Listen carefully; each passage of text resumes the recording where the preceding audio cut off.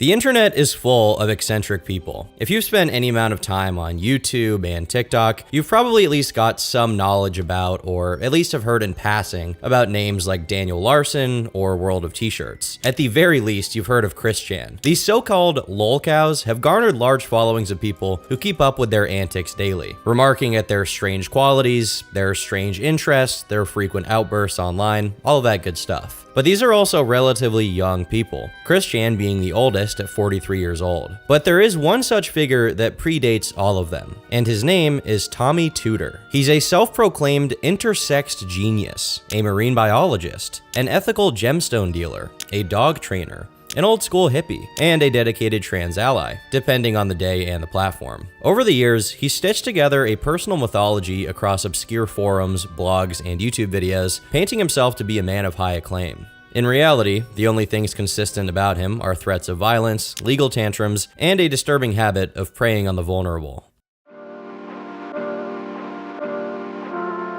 Thomas J. Wassenberg was born on the 3rd of November, 1954, in Chicago, Illinois. If we're to take his word, he was exposed to DES, an estrogen medication, in utero, meaning after he was conceived, but before he was born, which has supposedly caused him to be intersexed. Not much is known about his early life, although we do know that he eventually moved from Chicago to Los Angeles, California. If we were to trust his claims though, it would seem he was a pretty busy guy. He supposedly went to the University of Tampa and got a degree in marine biology. He's also supposedly done advanced studies in neuroendocrinology and psychopharmacology, as well as fine arts management, production, and performance. On top of that, he's also a certified trauma specialist who treats both people and computers. And just to top it all off, he's also an automated factory and office hardware integrator and an operations and security specialist. But how much of this is true? Honestly, I have no idea. I wouldn't be shocked if it was all lies. He's claimed to have all kinds of jobs and positions across the years, especially throughout the 1970s and 1980s, which is when his records are the most spotty. So what do we actually know for sure? Well, we do know that he went to college in Tampa and that he was still there around 1978 when he was 23 years old. At the time, he was a member of the Kappa Kappa Psi fraternity, which was a banned fraternity. While he may have gotten a marine biology degree there, it doesn't seem he ever pursued a career in this field. And at some point after moving to California, he lived out on the streets. It's during this phase of his life that we get the first ever mention of him in public. In November of 1987, he was actually shot in the gut while scavenging bins for food. It didn't affect him too badly, as he was still in good enough shape to give an interview with the LA Times, where we get the first glimpse of the kind of personality he exhibits. According to him, the term homelessness is vicious propaganda because the United States is everyone's home. By this point, he had supposedly been in Venice Beach for around 5 years. Now, it's important to note that this kind of free-spirited thinking was somewhat standard for the time and area, which allowed him to befriend a lot of people in the hippie community. He became a member of the Rainbow Family, which was a hippie commune that preaches a return to living communally in much the same way as Native Americans before European colonization, with the motivation being to protect the environment. Their claim to fame was the yearly Rainbow Gatherings, during which they would all camp in a federal forest for a week, obviously to the annoyance of the forest rangers. The group was involved in numerous lawsuits against them, and many of the members were even arrested. And this is where Tommy comes in. Tommy claims to have met the family sometime in 1982 in Venice Beach, although he didn't go to a yearly gathering until 1989. But after that point, he attended in 1990, 93, and 99. He also claimed to have attended half a dozen smaller events that were similar in nature. In his own words, Tommy saw himself as one of the originals of this camp, who were truly committed to the principles of the Rainbow Family. But in his mind, most of the people who called themselves members weren't actually committed in the same way that he was, resulting in him being kicked out of the Rainbow Family during the 1999 gathering. His testimony on this tends to change though. While he claims in one post to have only met the family, he's also gone on record claiming to be one of the founding members of the movement, claiming to be friends with a man named Garrick Beck, who is widely considered to be one of the actual founding members of the movement. But again, there's no actual evidence of this. Even more mysterious is the reason for why he was kicked out. He claimed in the earlier post that it was because of quote-unquote drainbow violence. You see, drainbow is his term for members who didn't contribute to the collective. A fellow member of the Rainbow Family later talked about Tommy, where he claimed the reason he'd been kicked out in 1999 was because he had been accused of some kind of sex crime by some of the members. But I would like you to keep in mind here that there's no actual proof that was the case. Some people have also claimed it was because he was doing donuts in a field build to make space for a helipad so that a helicopter could land there, but I'm not sure why that would get him kicked out. Whatever the case, at some point before the 1990s, he had already started using the internet. Back then, Tommy was very active on Usenet, which was a sort of peer-to-peer message board where you could log on and talk to people online. He was homeless by this point, and according to his testimony, he was privately signing in via terminals, which was connected to a larger network. The earliest message I could find was from 1999, when he publicly shared his social security number for whatever reason. But that's far from the weirdest interaction he had. You'll find throughout this video that Tommy is exceptional at picking fights he cannot possibly win. During a heated argument with one person, he offered to give up his mouth virginity for 1,000 British pounds plus 1,000 extra after the man finished. In the same post, he also offered to give up his butt virginity for 1 million in unspecified currency. But it gets weirder. In another post, while talking about some of his experiences with the Rainbow family, he claims he's a pseudo-hermaphrodite due to chromosomal damage, having undergone corrective surgery as a toddler. In the same paragraph, he talks about the size of his disco stick,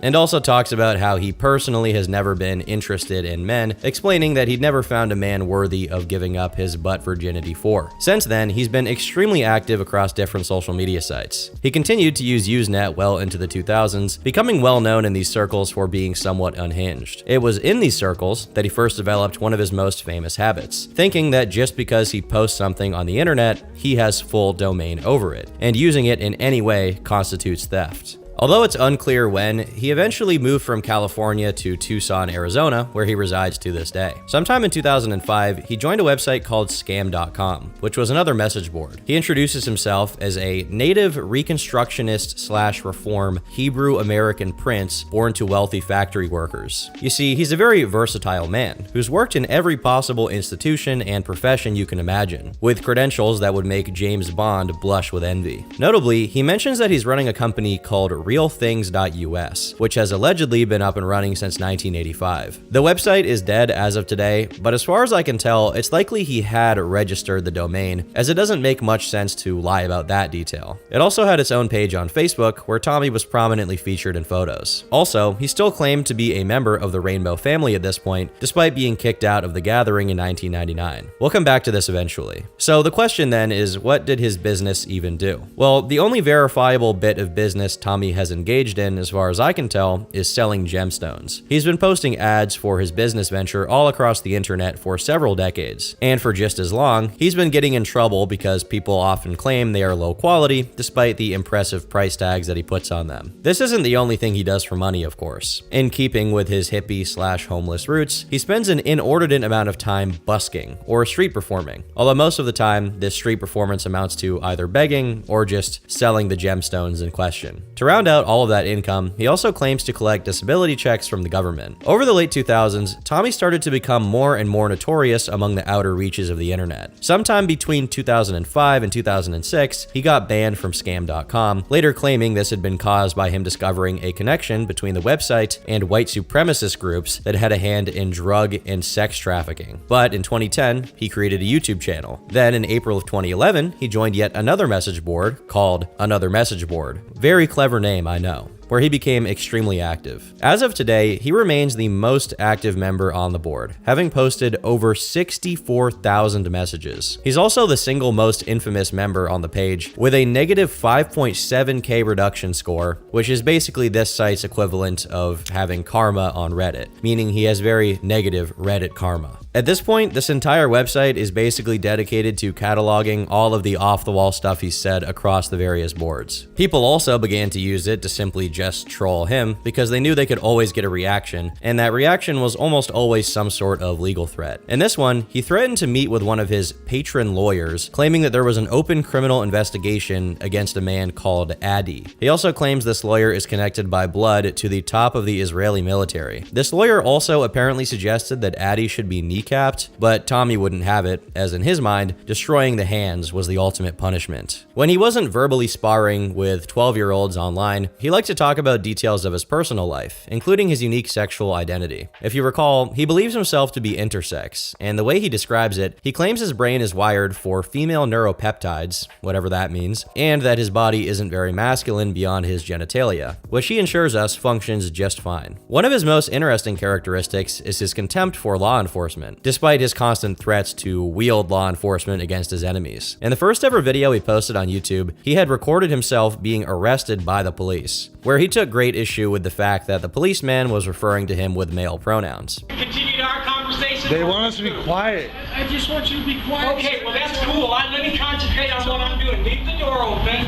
Let me go silent. According to the video description, he was released, and that same officer was reprimanded, although I have no idea what he was reprimanded for. But this was far from Tommy's first wrangle with the law. Outside of being shot in the spleen back in 1990, he was charged by the state of Wisconsin with possession of THC, cocaine, and amphetamine. In the end, he wasn't sentenced to anything, receiving a $270 fine. The due date for that fine was 1991, but it still hasn't been paid. In fact, it seems anyone can just make the payment if they so wish. Don't do that. He also faced 6 other charges from 2007 to 2012 in the Texas courts, including 3 charges of criminal trespassing, terroristic threats, and assault that caused bodily injury. 3 of these were dismissed, and it's not clear what happened to the others. Now, as his notoriety spread, the humble AMB thread was simply becoming too small to contain him, so he decided to create his own blog. There, he could give his thoughts on topics without being so openly lambasted by everyone in a 100-mile radius. He used the space to discuss all kinds of topics, including the 2014 arrest, his gender dysphoria, and deeply thought-provoking pieces like, "Would you let Bill Cosby pour you a drink?" Sadly, the blog posts haven't been archived, but they still serve as a window into this man's interesting mind. At the time, he was also releasing videos on YouTube, although he deleted all of them without archives.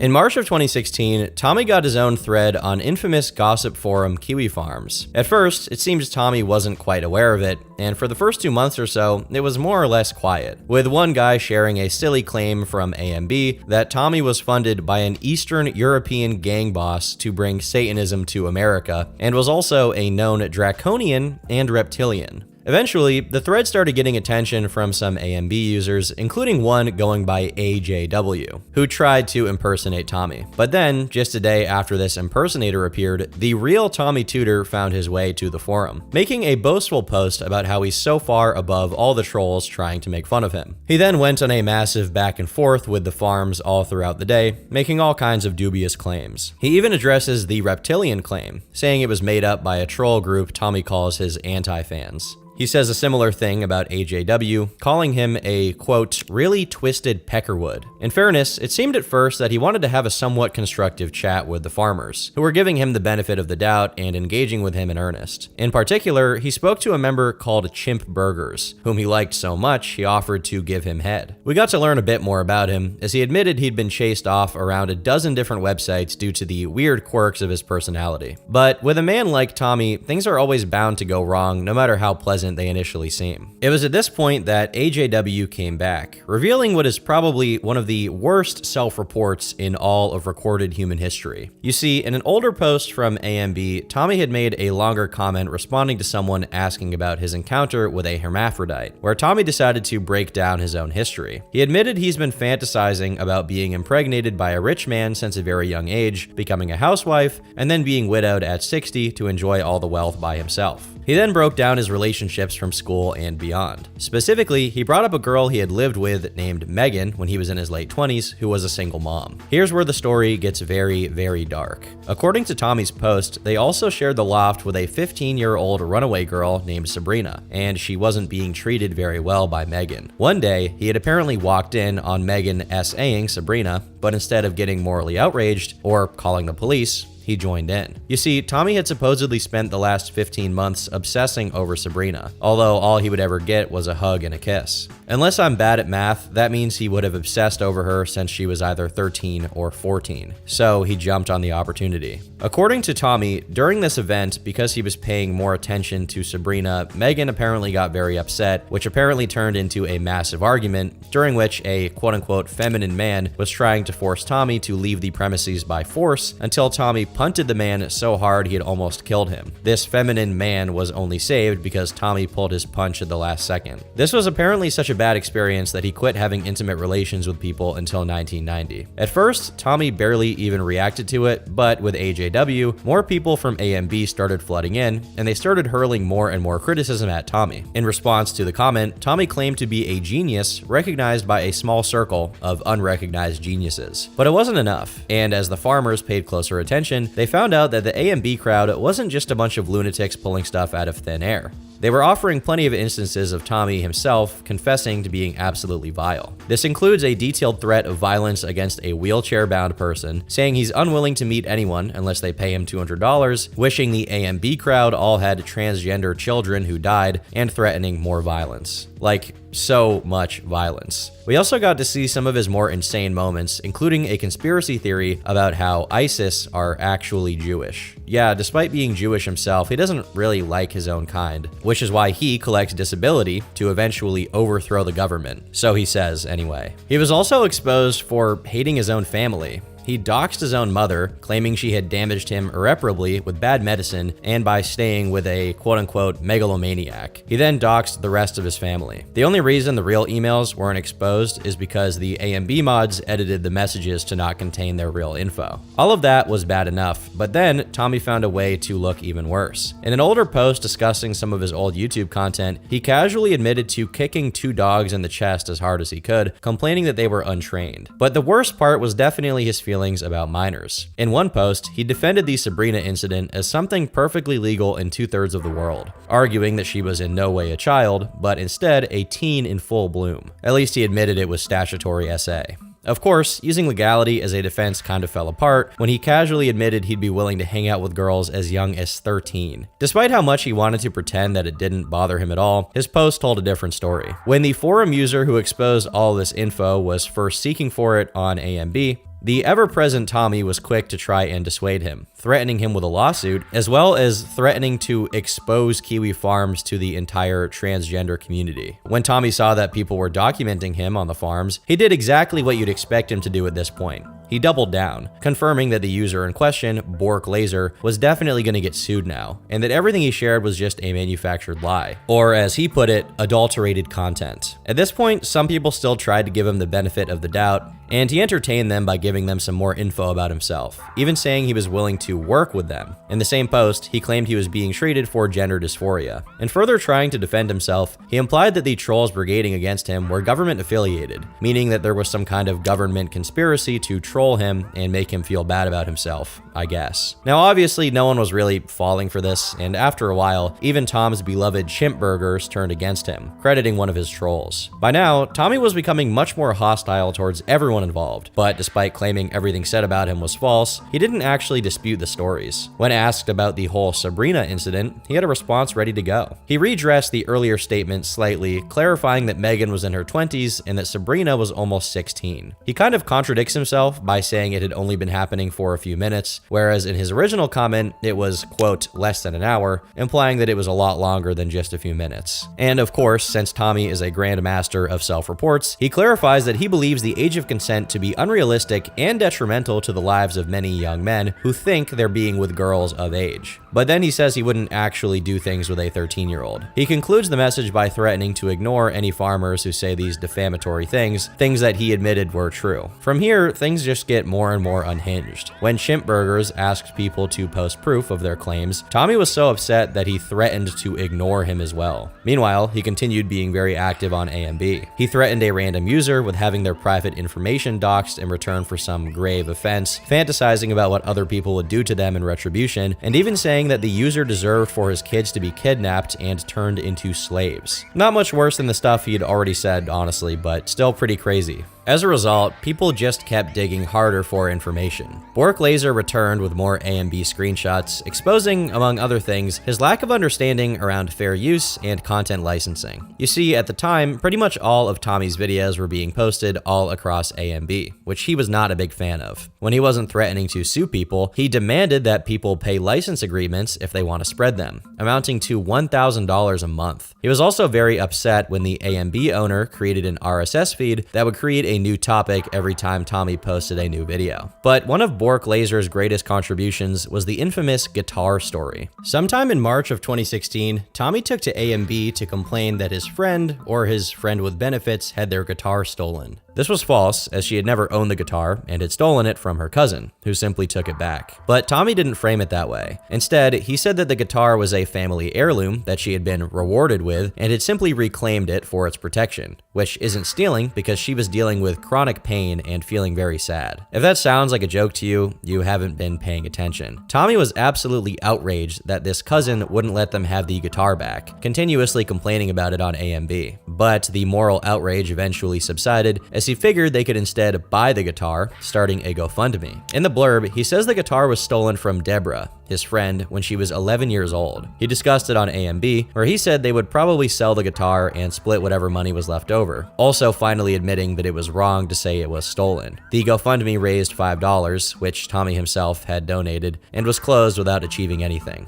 At this point, Tommy was fuming. He released a new video on YouTube called FBI Phone Looping. Although this video itself hasn't been archived, the description states that Tommy was working with a pro bono lawyer to draft the lawsuit against AM Beasts, as he calls them, and that the lawyer advised him to reach out to an FBI agent about it. Despite how upset he was, though, he never ever stopped posting on either AMB or Kiwi Farms. He casually posted an email connected to his PayPal, demanding that if people want to see him get angry, which he calls performance art, they need to pay him $200. This never happened, and instead, he just kept getting outraged for free. He went on Facebook complaining to a group called Assigned Male Comics, a place for trans women. There, he sought allies to rally against the forum, asking people to join as co-plaintiffs in a lawsuit. He got so desperate he just started tagging random people, none of whom seemed that interested. As this was happening, though, a brand new bit of info was leaked about the degenerate-in-chief. One of the AMB users claimed to have picture proof of Tommy admitting to assault on dogs via quote-unquote handling, although he couldn't be present at the time. Outraged, Tommy jumped on the opportunity to call the guy a loser, all while admitting that the thing he was accused of was 100% true, saying that it was okay because he was deriving no pleasure from it and that the female dogs always asked for it. He also claims this is very standard among dog owners. It's hard to communicate the sheer level of activity here. All this happened in a matter of days, and by May 13th, the once barren thread on the farms was up to 16 pages, one of the fastest growths in the website's history. The whole time, Tommy thrashed and gnawed his teeth, convinced that he was being treated unfairly, and demanding his once friend Chimp Burgers to get everyone in line, finding him responsible for all the mistreatment he was facing. He was taking it so seriously, he was even calling him a liaison to the trolls. Meanwhile, the AMB crowd just kept budging in, exposing him for every misdeed he had ever admitted to, sharing a pretty gruesome story from 2015. At the time, Tommy was apparently planning an opening party for the Lincoln birthday sale. He'd apparently been sharing his house with two homeless people, both of whom were drug addicts. One of them, a woman, overdosed on an antipsychotic in his front yard. She died on the scene. This didn't really bother Tommy too much, though. He was still going ahead with his party plans. When questioned on why he even took these people in, he just said, "So it goes," followed by saying any day is a good day to die. Obviously, people took issue with his callousness, to which he replied he'd celebrate the day the detractors died. So, kind of proving them right. He continued by saying he would probably get a medal if he could ever convince some of them to end their lives. Eventually, the topic was brought back to Sabrina, which he really wanted to close out with some kind of win. So he returned to AMB and reached out to the ringleader with one last statement, where he concluded that what he did was perfectly okay because she had invited him to do stuff, and because she had already been intimate with others for the prior 2 years. Spoiler alert, this is not the last time we're going to revisit this story. Still, more incriminating stuff kept on coming out. When his arrest record was eventually revealed, including the charge of terroristic threats, Tommy felt the need to clarify it was because he had gotten into some kind of scuffle with the Mexican mafia, after which he was sent to prison for a few weeks before it got dismissed. In the same post, he advertised his gemstone business. The whole time, he continued double posting on AMB, still trying to come off as the good guy in all of this. It became so desperate, even the AMB people were just telling him to stop feeding the trolls, a piece of advice that he refuses to heed to this day. Things stayed relatively the same, as Tommy tried once again to threaten litigation, this time against the whole website for reposting his stuff without a license agreement, insisting that someone was required to contact him via a phone call. It was then that the fellow users informed him about a man named Vordrak, another eccentric individual who had attempted to sue the website and get it shut down, which had been unsuccessful. For now, though, things just continued to drag on. He kept talking smack, trying to threaten lawsuits and get one over on the forum crowd, and just continually making himself look worse and worse. He even filed a police report with the local police, and a policeman actually came down to talk with him. According to the report, Tommy claimed that Kiwi farmers were part of a Christian extremist group that was trying to game end all of the gay people, claiming he was reporting them because they were committing a crime under Title 18, Section 249, or the hate crime law, which penalizes the use of violence against offenders, targeting people over race, religion, sexual orientation, etc. It does not include saying mean things to PDF files. The policeman dismissed Tommy due to a lack of evidence. Getting no help from the cops, Tommy turned to the one person who hated the farms as much as he did, Vordrak. He sent him an email begging for help in the crusade. Vordrak, being a delusional cretin himself worthy of a video, actually gave Tommy a chance, which he'd later regret severely. Tommy kept releasing videos on YouTube, which he always linked on the forum, which just got mocked even harder. On May 20th, when the thread was up to 55 pages,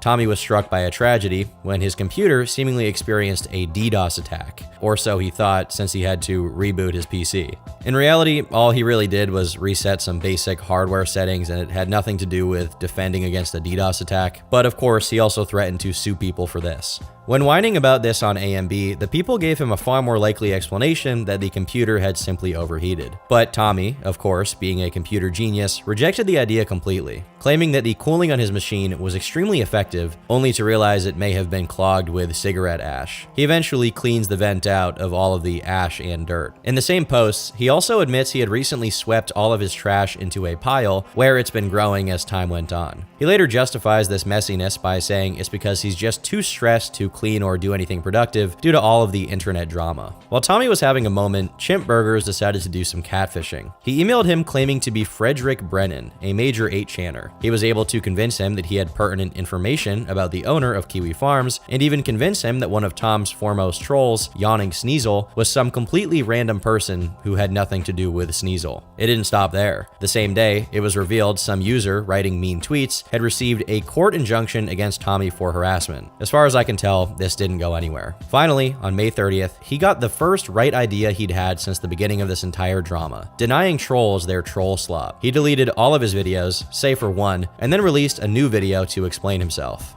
Well, hey, howdy, everybody. Y'all may have noticed that I deleted all my videos. This is because I got a new anti-fan club, and I really don't want to be these little brat boys, bunch of millennial brats, wallowing in mediocrity, hunting down internet video bloggers that are kind of wacky. They're like the really, really wacky ones. I mean, I get pretty wacky, but I'm sorry, guys, I'm just not gonna burn my house down or any other happy horse shit, and I'm sure not playing into it. Through the video, he's very clearly high off his rocker, and it's hard to tell what he's actually trying to say half the time. It doesn't help that he's literally smoking some vitamin green on camera, which is a pretty common sight in his videos. He affirms his intention to proceed with the lawsuit, explaining that if this attempt doesn't work out, he'll go to federal court. He then goes on to describe his experience with taking hormones, giving it a glowing review, and claiming it had made him far more stable. I guess that could be true by his own unique standards.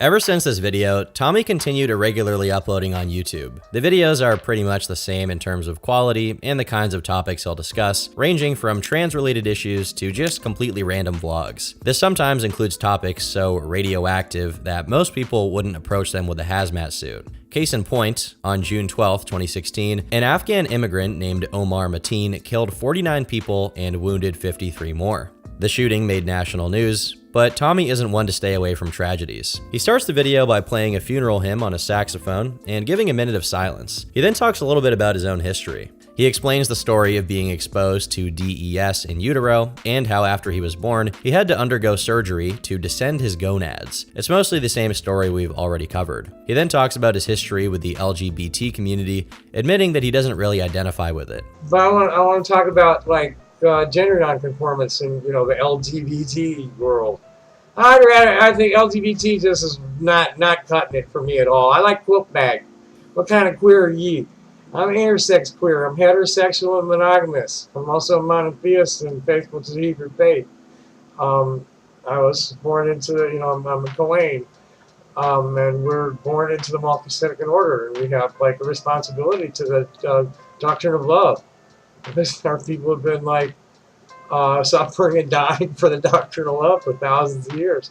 After a long time rambling about himself, he finally talks about the tragedy from the video title. He ties it to a larger trend of transgender people being targeted by violence, pointing to other examples of such violence being carried out. He again talks a lot about himself and his own experiences before critiquing the political lens through which the tragedy was perceived. He especially took issue with it being compared to other tragedies, perceiving that some people were trying to lessen the degree of violence by pointing to other examples of people being killed by a single person, including the Wounded Knee Massacre from December 1890, where 300 people of the Lakota tribe were killed by US soldiers. He rambles on, but it's not really worth getting into. With how little he had to say about it, you'd think that was the end. But no, because just a few days later, he released a follow-up where he counters the idea that Omar was a terrorist. Tommy explains that what most likely happened with Omar is that he was a closeted homosexual, and that the only way he could resolve these feelings of repression was by doing what he did.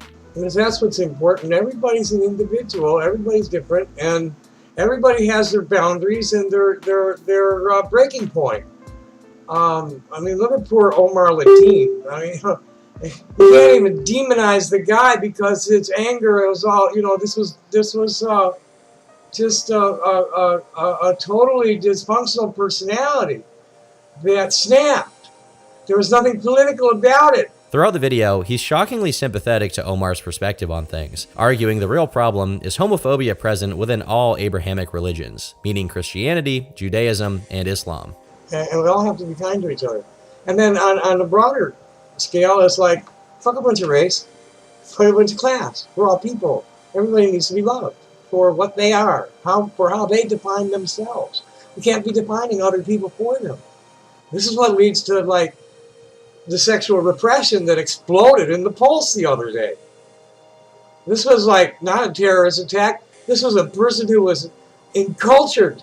His whole life path set him on that.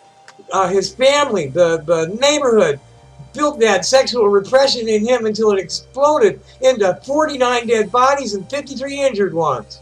The video gets fairly political, with him arguing that there should be more stringent gun control and things of that sort. But really, just like the last one, it quickly devolves into rambles that aren't really relevant to the discussion anyway. This plays out for all of his videos. In many of them, he ends up circling back to what's happening on the forum at any given time. The funny thing is that he gives the impression that he's way less mentally invested in it than he actually is. Some of the videos are dedicated to nothing but putting down Kiwi Farms, but notably, he seems a lot more mellowed out compared to the persona he shows off there, where he was still regularly threatening people with lawsuits and even violence, depending on how he felt that day. Despite appearing at least somewhat coherent on video, the persona he showed on the farms kept getting increasingly unhinged. In a Google group, he casually admitted to watching not safe for work content he believed to be of groomed trans teens, some of which he believes to be as young as 15 years old, although he has no proof. He says this as if he's revealing a horrifying truth about the industry, when all he's really done is highlighting his own obsession with that kind of stuff. At the time, he was still very active on Facebook, which has since either been deleted or banned, and while there, he was extremely comfortable sharing some very weird things about himself. In one post, he talked about what he was going to eat for dinner that day, choosing between chicken breast marinated in green curry sauce or spaghetti with clam sauce,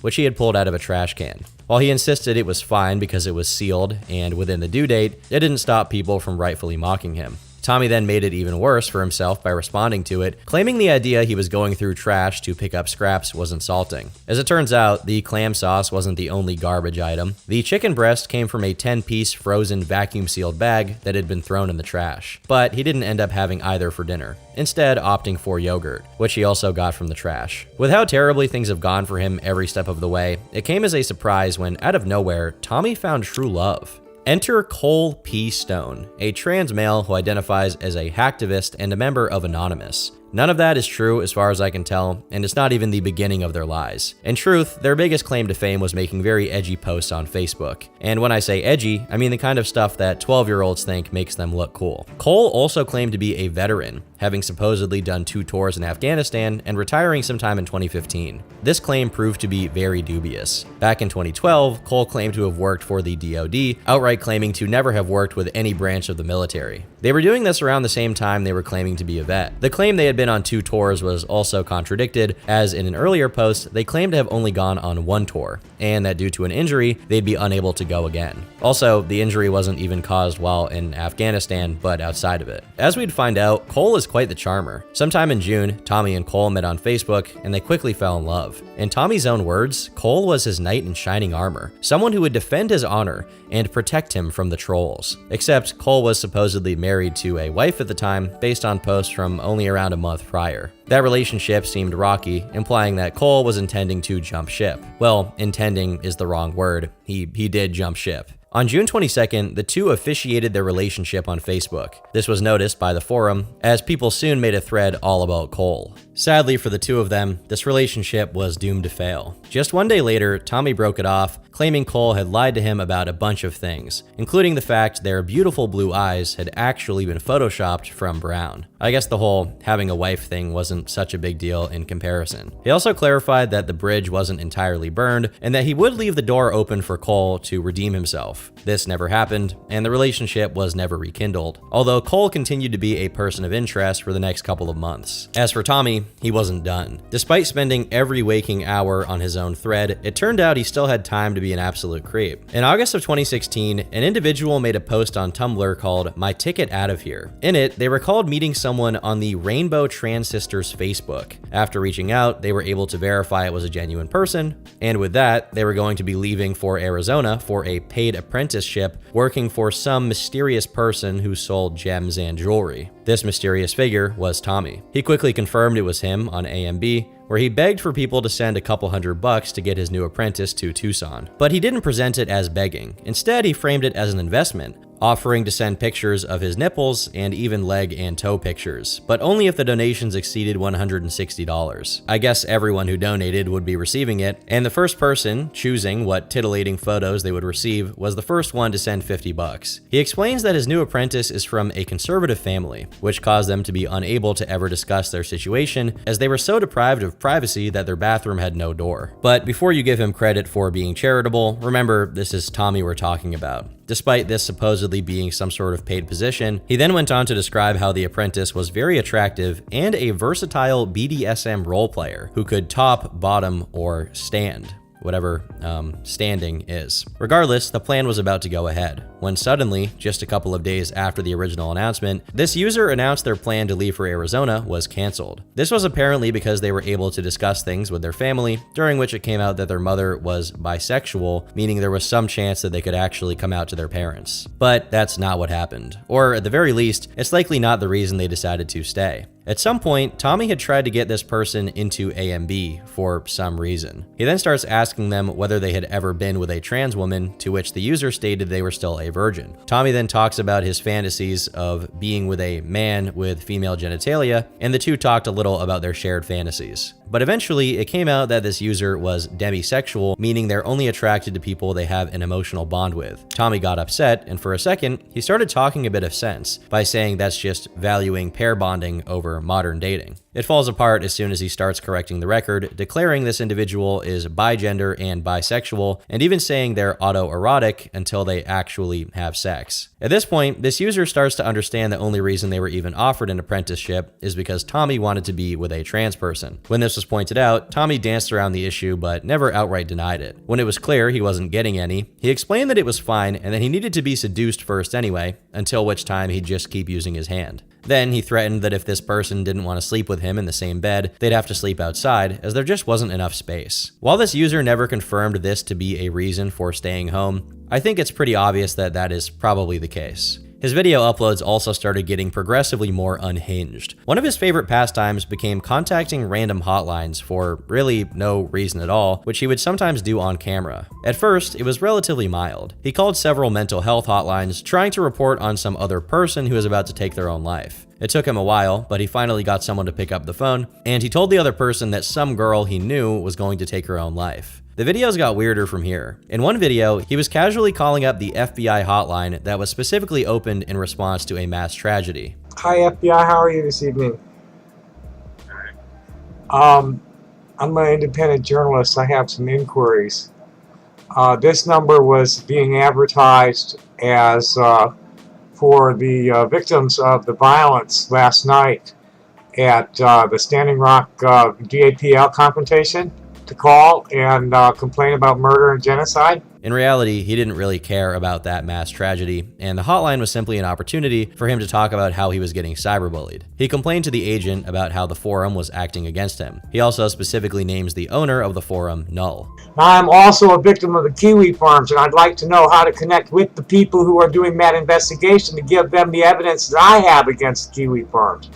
The officer's response is rarely audible throughout the call, but based on Tommy's dissatisfied responses, we can assume he wasn't really giving Tommy what he wanted. Tommy also ends up asking the officer about whether they're investigating rainbow gatherings, accusing them of indirectly killing people via drug overdoses. Bodies all over the country, and people and weird drugs getting people getting blind dosed with weird drugs at rainbow gatherings. Want to know what you're doing about that?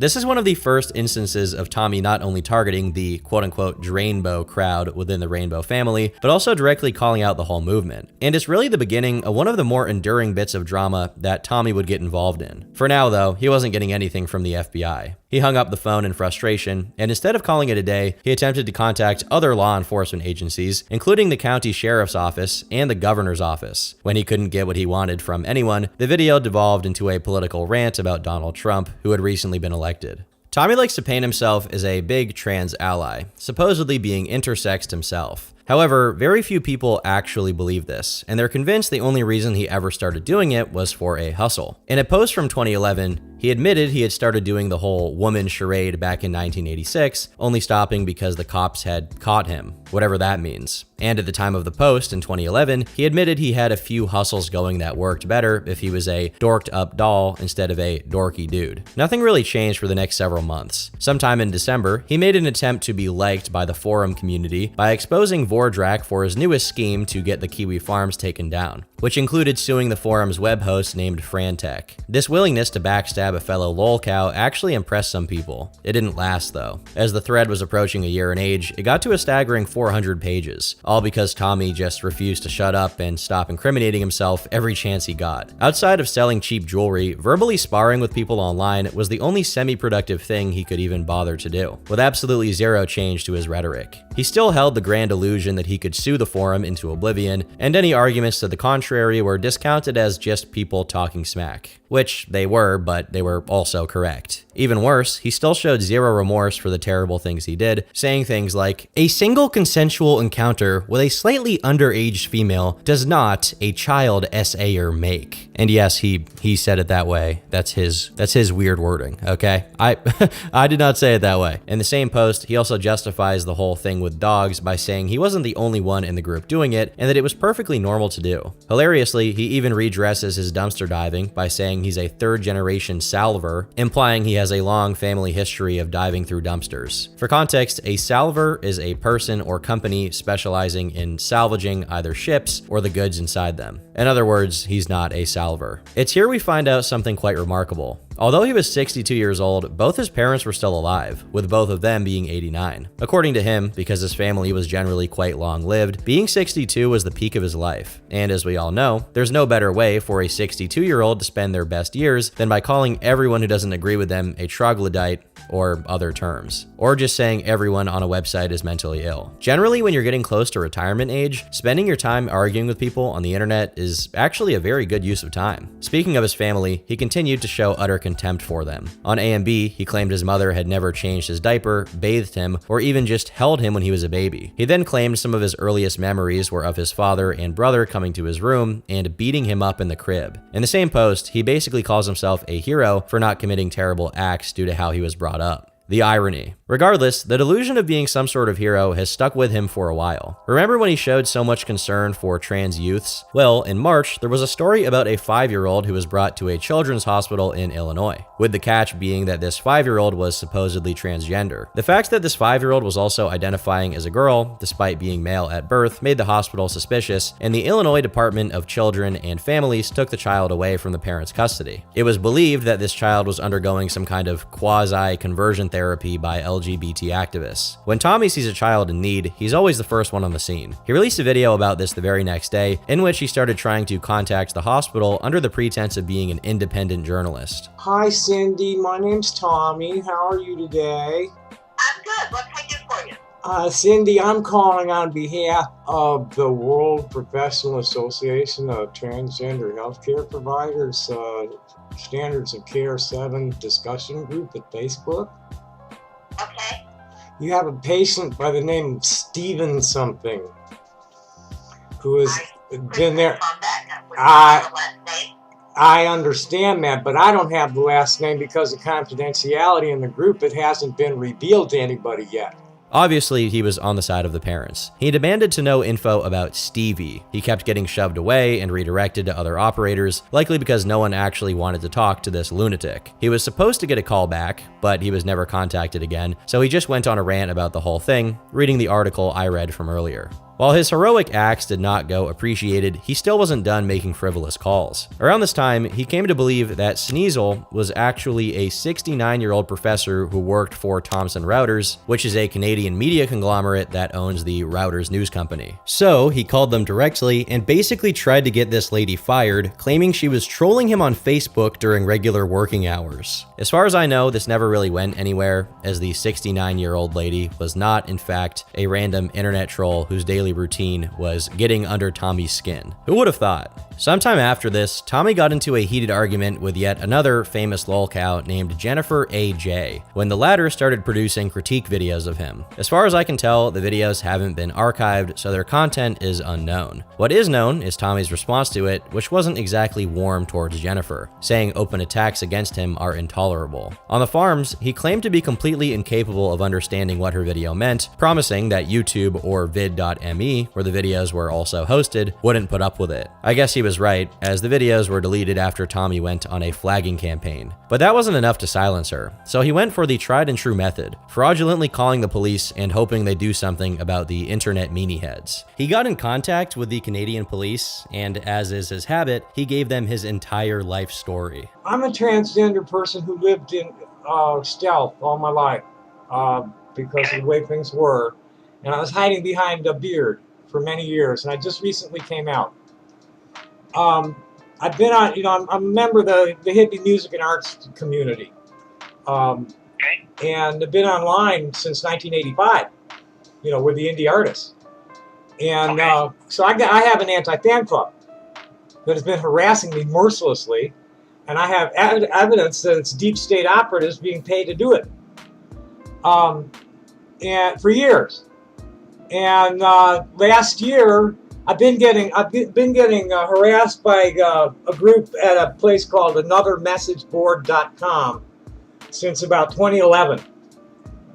And last year, they lured me onto this Kiwi Farms site because one of the Kiwi farmers had discovered my YouTube videos because he was searching on gender dysphoria. Pretty much the same exact thing that happened the 100 other times he tried to contact the police, as the operator is nice enough to say that they'll look into the issue and let him know if there are any updates. There were never any updates. During this situation, we got to learn about yet another skeleton from Tommy's closet. Back in 2013, he was trying to get his music career going. He recorded a single, and he reached out to a fellow YouTube creator named Miss Just Another Human to make a music video for it. When the YouTuber made the video for him, he was dissatisfied with it and refused to pay them. So let me get this right. You came to me, you asked me to help create a music video, which is what I did. You simply didn't like it. You gave me no parameters, you gave me no information at all, except for the song you wanted to use. That was it. Beyond all that, it was left up to my creative talents to create what I made. And you didn't like it. What followed was seemingly a targeted harassment campaign by Tommy that lasted for around 5 months. Consistently, he kept making trouble in the comment section of their videos, trying to strong-arm them into either remaking the video and threatening them with a lawsuit. They tried to fight back against him in comment sections, highlighting how they had done everything he'd asked them to do, and even blocked them on Facebook, but still it didn't seem to work. In fact, you know how Tommy complains about his videos being reposted? Well, that's exactly what he did, re-uploading Miss Just Another Human's videos on his own channel. Now you've had to come out into the YouTube and stalk me and track me down and post my video to your channel? The f*** is that?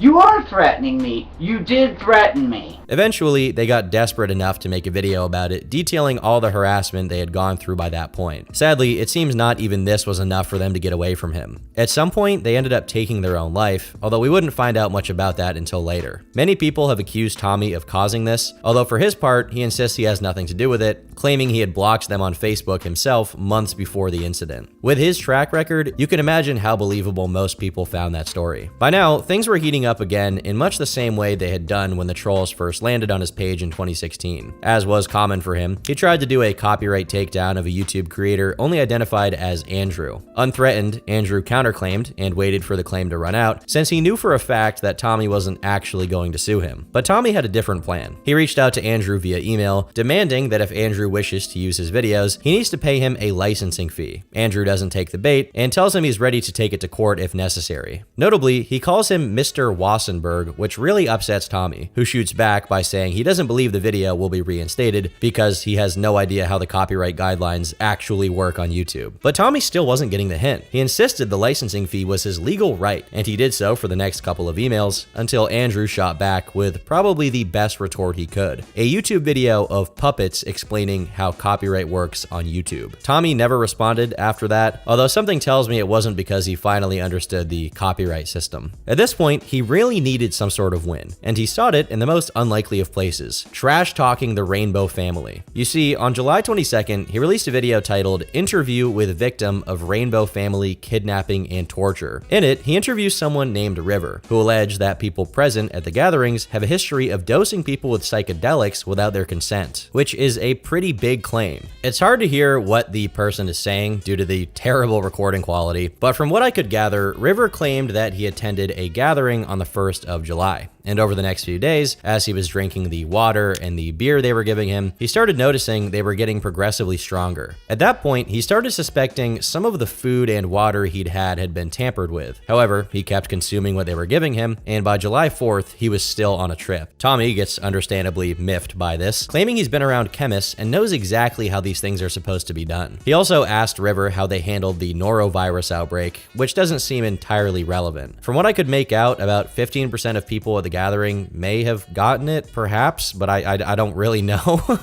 This is just from the claims that I'm going over here. The convo then moves on to River getting kicked out of the gathering. According to River, they had accused him of stealing things and of threatening to SA some sisters, or rather, female Rainbow family members that are called sisters. When faced with this, they claimed he got aggressive and they had to tie him up. River then supposedly admits to them having stolen some things, which is very Drainbow of him, and he's then handcuffed and the police were called. This version of the story supposedly comes from someone named Nova, but River gives a different retelling. He admits that the cops were called, but says that they weren't told about anything like SA or stealing, and that the police simply took him away and never even brought him into custody. He claims he never stole anything, but that everything he brought to the gathering had been stolen from him. Tommy relates to that by saying that back in 1999, when he attended a Rainbow gathering, they stole $25,000 from him. I don't actually believe he's made that much money in his entire life combined, to be honest, much less that he had that much on him. River then claims he never threatened to SA anybody. He then recounts his own version of why he may have been arrested, as he does admit people had accused him of being a thief, but that they couldn't find anything on him and they basically framed him. A lot of what he says is really hard to make out, so the story isn't entirely clear. Regardless, River was supposedly ordered to never return to gatherings, although I guess he wasn't officially banned, at least according to Tommy, as I suppose only the council can do that. I'm willing to defer to Tommy here about the power of the council.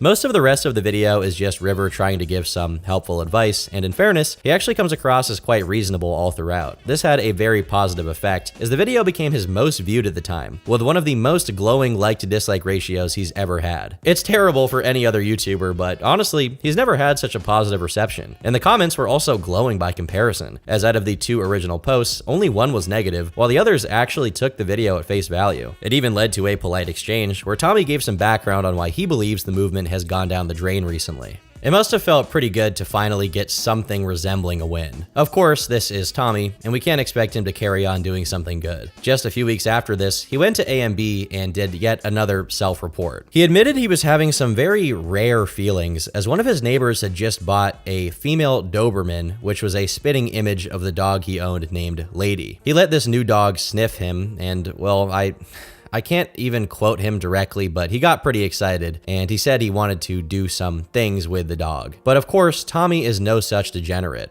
and he would only do things with his fingers for the dogs, not for him. Why? Because he only loved adult brown-eyed women. He recounts his age-old practice of doing things with dogs, explaining it's very standard practice in a master-dog relationship, as females demand it in return for their services. He then claims his old dog would demand noogies, the name he gave the foul practice, from all of his other stoner friends if they were around, and that the dog was particularly demanding. They of course all took part, in his words, for fun. There was no sexual deviancy at all. This warranted a response from Tommy, who had sworn off coming back to the Kiwi Farms. Wasn't his first time, and wouldn't be the last. Shouldn't be a surprise that he's hideously inconsistent. He repeats these same tired differences we're all used to at this point. He also explains why he has a tendency to poop his pants randomly, explaining it's due to allergies. Around this time, he also got into another spat with Andrew. Despite the fact Tommy had completely failed to do much of anything, Andrew decided to entertain him, and he promised to pay him $25,000 for the right to use all of Tommy's content as much as he wanted forever. Tommy agreed to this, and Andrew flew to the United States for the exchange. In an email, he confirmed he would be staying at the Doubletree Hotel, and that they should meet at breakfast. Tommy agreed, claiming he'd have to bring a police entourage, and that if a fair licensing agreement wasn't reached, there would be mortal combat. The whole exchange is pretty ridiculous, as Andrew does a good job of trolling Tommy. Being easy to wind up, Tommy accuses Andrew of trying to deceive him, and at least according to the emails, it seems like they weren't going to reach a deal. The original video discussing this, posted by Andrew, has been deleted along with his entire channel, so I couldn't verify these claims personally. This is all based on transcripts of the original video, which may be misleading, so take this with a hefty pinch of salt. But as the story supposedly goes, Andrew made his way to the US. It seemed they had reached a deal of some sort. I have to give a little warning for this next part, but when the time came for the meeting and the cab drove up to pick Tommy up, he stayed locked in his bedroom before finally coming out, giving the driver $13 and telling him to leave. He then declared no cab came to pick him up, despite the fact that Andrew proved he was in the United States and even showed his hotel confirmation.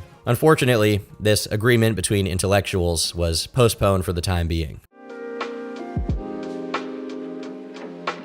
Sometime after this, he was caught venturing out into the real world. At one point, he recorded himself talking to some street buskers. He attempted to boss them around, telling them they were doing it wrong and needed to be at a different spot. When they don't listen, he gets aggressive, demanding to know their names and threatening them with his audience. As a reminder, 3,000 views on YouTube is the best he's ever done on a single video. And tell me your name. My name is James McGuinn. And you just over his access to me. Are you the band leader? I guess, because he was coming with me, and you want to be there. Now, I didn't really feel like working too hard tonight. No, I'm not working. You guys are, I'll be nicer about it. Mellow on my kids. I'll mellow on your kids. Which one's yours? They're all mine. I mean, actually out of your body? At this point, he is consistently heated. He messages one of the forum users and demands that he meet him physically, threatening that if he continues to insult Tommy to his face, he's not gonna like the result. He even claims he'll have armed guards with him, who probably won't be deputized servants. It's pretty much just one never-ending meltdown. In the midst of this, the forum community got together to produce the definitive proof video against Tommy, which was a compilation of all the times he spoke about the Sabrina incident, basically giving the whole story of what happened that day. Even then, Tommy was not dissuaded from owning the trolls. Following a brief ban, he was unbanned from the thread, and he returned to try and prove a point of some sort, taking a screenshot of his whole browser. But because he's never heard of the snipping tool, he ended up exposing that he was looking at pictures of cute blonde girls, which gives some interesting results. In response to people calling him out, he made a video addressing his views on the topic of CP. Now, since there was technically no proof of what the Google search actually yielded, he may have been able to dodge the accusations if he had pretended the results were all adult women. Instead, he fully admitted to it, giving a very weird explanation for why he would view such content in the first place. He defends himself by claiming that his prognosis actually isn't unique to him, even accusing trans people of having broadly similar tastes. Sexual behavior is something that's very common among transgender men. Probably men too. So, masturbate and try to imagine ourselves as being having the right plumbing when we do it. Much of the video is basically just rambling about how he shouldn't have to justify himself to other people and how he doesn't like getting pushback from the transgender community. Really, it's just a big self-own. At this point, everyone knew that Tommy had a bit of a thing for youths, and soon they threw more fuel on the fire when they found his account on a website called Youthdebates.com from around 2011. As the name suggests, the website was aimed at minors. There are a lot of posts of him casually flirting with people there. Here, after some girl tells him that her smell would knock his socks off, he says he'd do a lot more than smelling, before asking her cup size, her build, and whether she does any athletic activities. In another post, he was trying to meet one of the people there in real life, saying they could spar together. To his credit, we can't really know how old either person is, but again, this website was deliberately targeting youths and explicitly had minors on it. Still, he was far from the only adult there, so it's not like the odds are super low that it was an adult on the other end. Speaking of sparring, Tommy likes to pretend that he's a bit of a tough guy. On the website, he painted himself as the type of dude that would never, ever take heat from anyone back in school, claiming he punched a guy so hard under his ear that he needed brain surgery, all for insulting his yarmulke. He claimed to be the type of guy to always stand up to bullies, and always made sure to befriend the nerds, and also befriend people with terrible body odor. He even claimed to have bit a person's nose when they were screaming in his face, and he supposedly lost count of the number of fingers he had broken when they were pointed at him. This persona is nothing new for him. As far back as 2016, he was regaling people with stories of his training in Krav Maga from when he was a kid, saying that the style came to him naturally because he's Romanian. I have no idea how that's relevant to anything, but that's what he said. He also remarked that when he was in his prime, it had taken 15 police officers to take him into custody because they didn't want to shoot him. And to top it all off, because of his supposed hormone imbalance, he has no problem with going full beast mode. All of this combined supposedly gave him the physical strength to take on any troll, leading him to regularly threaten people with violence. After these posts resurfaced, Tommy made a video defending himself. At least I think it was him defending himself. It's 40 minutes long, and while he acknowledges that he was accused of being a creep, he generally just complains that the reason he left the website is because it was unmoderated and difficult to get into. I'm sure he felt that way. While on video, he ended up joining the site again for some reason. He was flagged by mods almost instantly after a different user linked one of the mods to the Kiwi Farms forum. In particular, they were sent the confession mashup video, which is about as definitive in terms of proof as you can possibly get. Seeing that proof, the mod banned him until January of 2045, at which point he will probably be dead. But at this rate, honestly, he might just outlive the ban out of sheer spite. Since it was archived, we also get to see some of the topics that Tommy commented on. The funniest one I found has to be, ask Tommy Tooter what the truth about her really is. As you'd expect, it's basically one big trauma dump and pretending he's the most morally righteous man he knows. The only interesting thing is that he announces plans for some indie concerts to help hurricane victims. At this point, he started getting seriously worried that his child enjoyment, so to speak, was going to get him in legal trouble, as it rightfully should have decades ago. And so, he took to YouTube and mounted the most heroic defense a man like him could put up. Yet another video where he bothers the authorities with absolute nonsense. He starts out the video by denying that any sexual offense ever happened, saying it was all alleged, as if the reason people believed he did what he did wasn't words that came straight from his mouth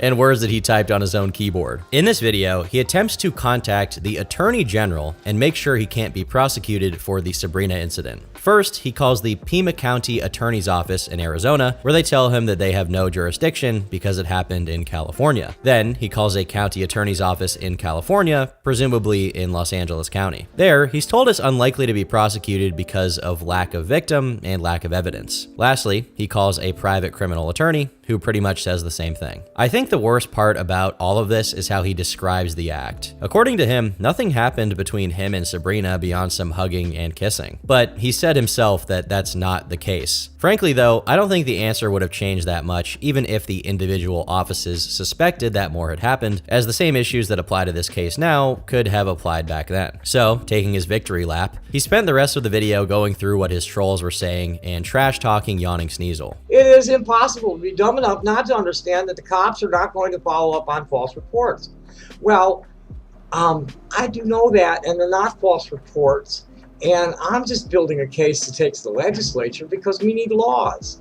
So you keep on being stupid. And wouldn't you know, he soon got an unlikely ally, Cole, the DoD veteran with a question mark for a military record. A comment supposedly made by Cole appeared on AMB, white knighting Tommy and claiming people obsessing over him were unhealthy sickos. Then they tried to defend him for the Sabrina story, claiming that a singular instance of that behavior does not make him some kind of creep, and that to believe otherwise is woefully misinformed. Obviously, Cole got roasted for that pretty hard, and when engaged with pretty straightforward counter-arguments, they just claimed that the posters were homophobic and called it a day. That was it. Tommy himself eventually joins in on the fun, claiming the reason Cole is defending him was because they looked at the facts and just saw the truth for what it was, obviously. Cole comes back with a measured response, saying the way the story was told to them by Tommy didn't sound like some kind of horrible action. Things here look about as good as they ever do for Tommy, when suddenly tragedy strikes. The Cole account makes another post where they ponder if they should give away the password to the whistleblower account, which is Tommy's. Yes, this was Tommy the entire time, creating a sock puppet account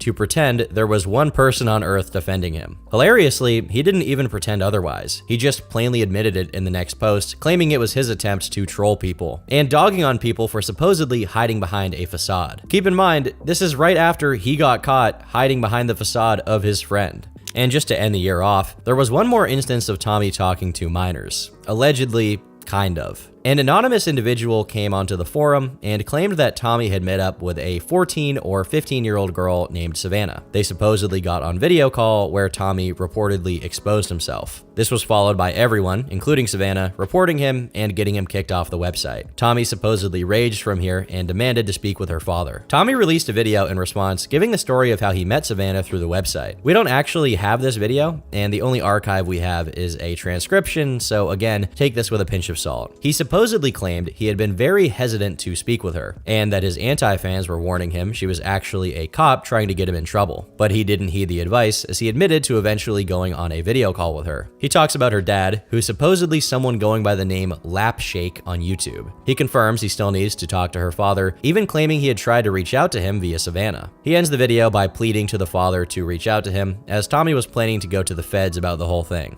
Why he was going to go to the feds, I have no idea. As the new year started, things didn't get much better. One particularly dedicated troll went through all of Tommy's videos and took all of the musical bits out from it, copyrighting them under the RIAA. Tommy got understandably upset about this, filing a complaint with the RIAA over music that he officially didn't own. This was followed by yet another troll. Someone impersonated Tommy and tried to start a bit of a flame war. Tommy was quick to respond to this, claiming a bunch of people were going to jail over it. He even called the Tucson police, which, of course, achieved literally nothing. Okay, what's the new development? There's an imposter that is stirring up problems, and there are now 2 complaints in other jurisdictions about the fallout from this imposter. One person is a person who's on YouTube as Evangelist Dr. Robert McKim Sr., and I'm looking at a video right now that says, "Wow, really? Tommy Tooter called my local sheriff office on me and I preach from the Bible."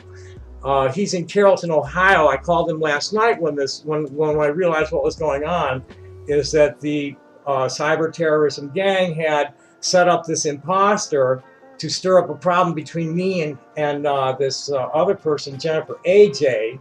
I don't actually know how he came to the conclusion that these were the people who tried to impersonate him. He tried calling multiple different departments, and every time he had to hang up angrily because there was nothing they could possibly do. This one video wasn't the end of the madness. He continued trying in another video uploaded soon after, admitting that he was incapable of getting any sort of investigation open at all. He gave the police all the same ridiculous stories, and still nothing happened. This definitely annoyed Tommy, but he couldn't pursue his criminal case forever, as he was looking forward to a very important event, a gem show in Tucson. He was spotted by a lurker who had been working on a pet project, cataloging everything Tommy was selling there. And boy was it something. According to the poster, Tommy either sat around making no attempts to sell anything at all, or he stood around smoking a poorly rolled joint. His booth was by far the most unprofessional in the entire venue. The poster also includes a bunch of photos, most of which are Tommy lounging around and looking half asleep, if not fully asleep. Here we also get a look at a note from Tommy that's on display for everyone. And in it, he says this stall is not like the other stalls because he is a transgender practitioner of earth medicine. And his rocks are not just any ordinary rocks. No, these products are living creatures of the mineral kingdom. Most of the rest of the note is waffling about how all of these gemstones are ethically sourced and often hand-mined by Tommy and company. He also refuses to sell any of his stuff for less than $5 and promises that part of his proceeds will be donated to the Transgender Community Coalition in Desert Hot Springs. But hey, he did make at least one sale, so I guess he wasn't doing too bad after all. The original poster was actually quite disappointed with how little fireworks he had witnessed, describing Tommy as largely jaded, similar to all the other sellers who were getting minimal foot traffic. At the time, he had befriended someone named Ariana, who the poster believed had been responsible for the better-looking parts of the booth. But Tommy denied this, claiming she had simply invested money into it. Now, Tommy wasn't very happy with this unwanted visitor. When some of the photos were reposted on AMB, he got upset by the idea that coming up to him with a camera was the same as being up in his face, claiming he never noticed people with cameras anyway. The OP wondered if this meant that Tommy wanted to fight him. Of course, Tommy himself felt the need to respond, and as usual, he just made himself look worse. When he was trying to defend his business, he makes a very interesting admission in response to the original poster. He claims he's never been a fighter and has never had those kinds of stories to tell, at least for himself. So, you know, the complete contradiction of the things he's claimed for years about being a super soldier who will put his fists on any troll that comes up to his door. It even contradicts the story of him getting in a fight during the Sabrina fiasco. Are you telling me this means he never punched that one guy so hard that he almost killed him? Unfortunately, it seems even Tommy is admitting here to his dubious combat sports track record.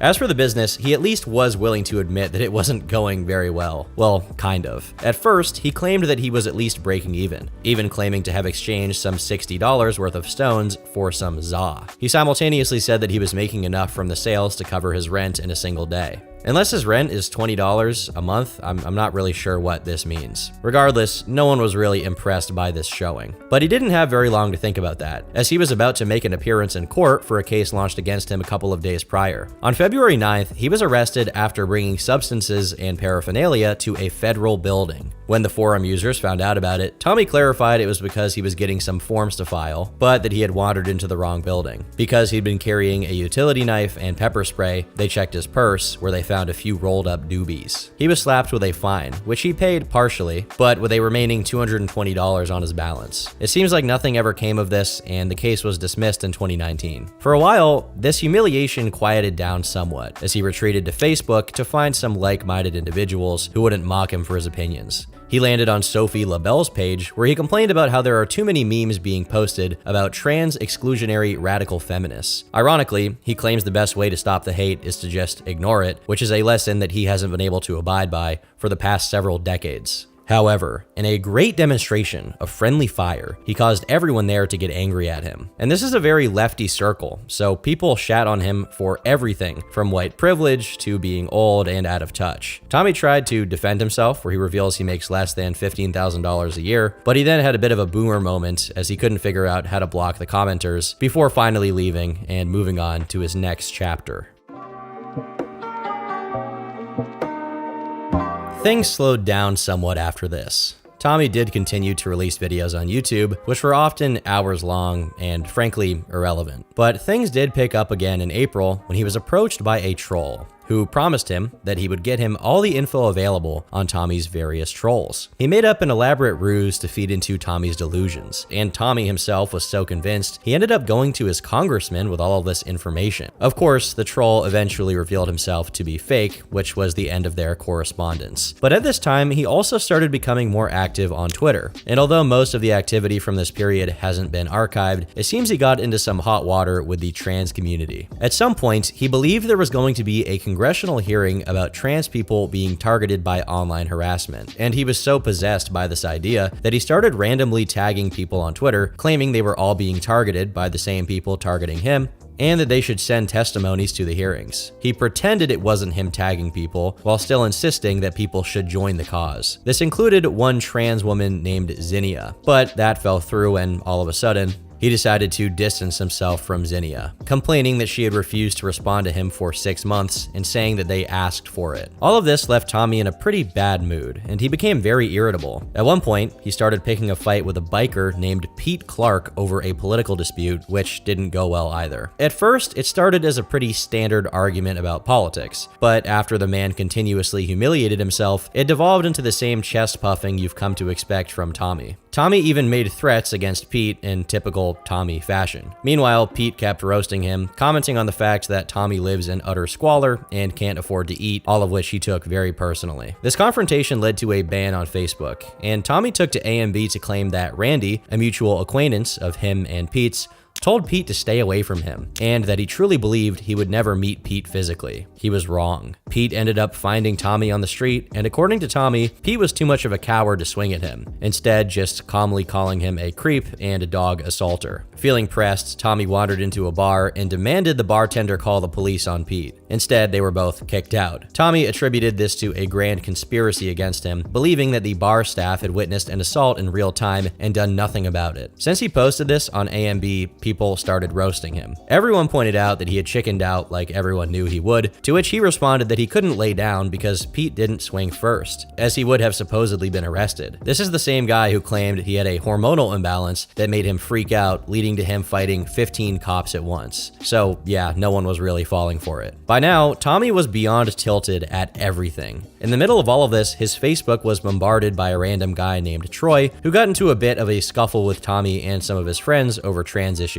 I think he was just trolling, but it really wound Tommy up for an entire night. In the middle of the argument, an account going by Michael Rollins stepped in and posted about Tom's admission of the Sabrina story. As you'd expect, Tommy had a massive crash out, claiming the entire story was fabricated. When his own words were used against him, he switched it up slightly and claimed the original recounting had been fictionalized, which is a defense he has used previously. Eventually, he tried to get the account banned by rallying his friends. But this wasn't even the worst of his troubles in this regard. In early September of 2018, a random YouTube account posted an excerpt from an old video of Tommy. I couldn't find the original video, but the clip speaks for itself. When I was a young adult, I was a 16-year-old, or not quite 16-year-old girl. A few years, 10 years later, how many years later? That was 1999. Like 15 years later, in 1999, I was a 14-year-old boy at a rainbow gathering and was banned forever from rainbow gatherings.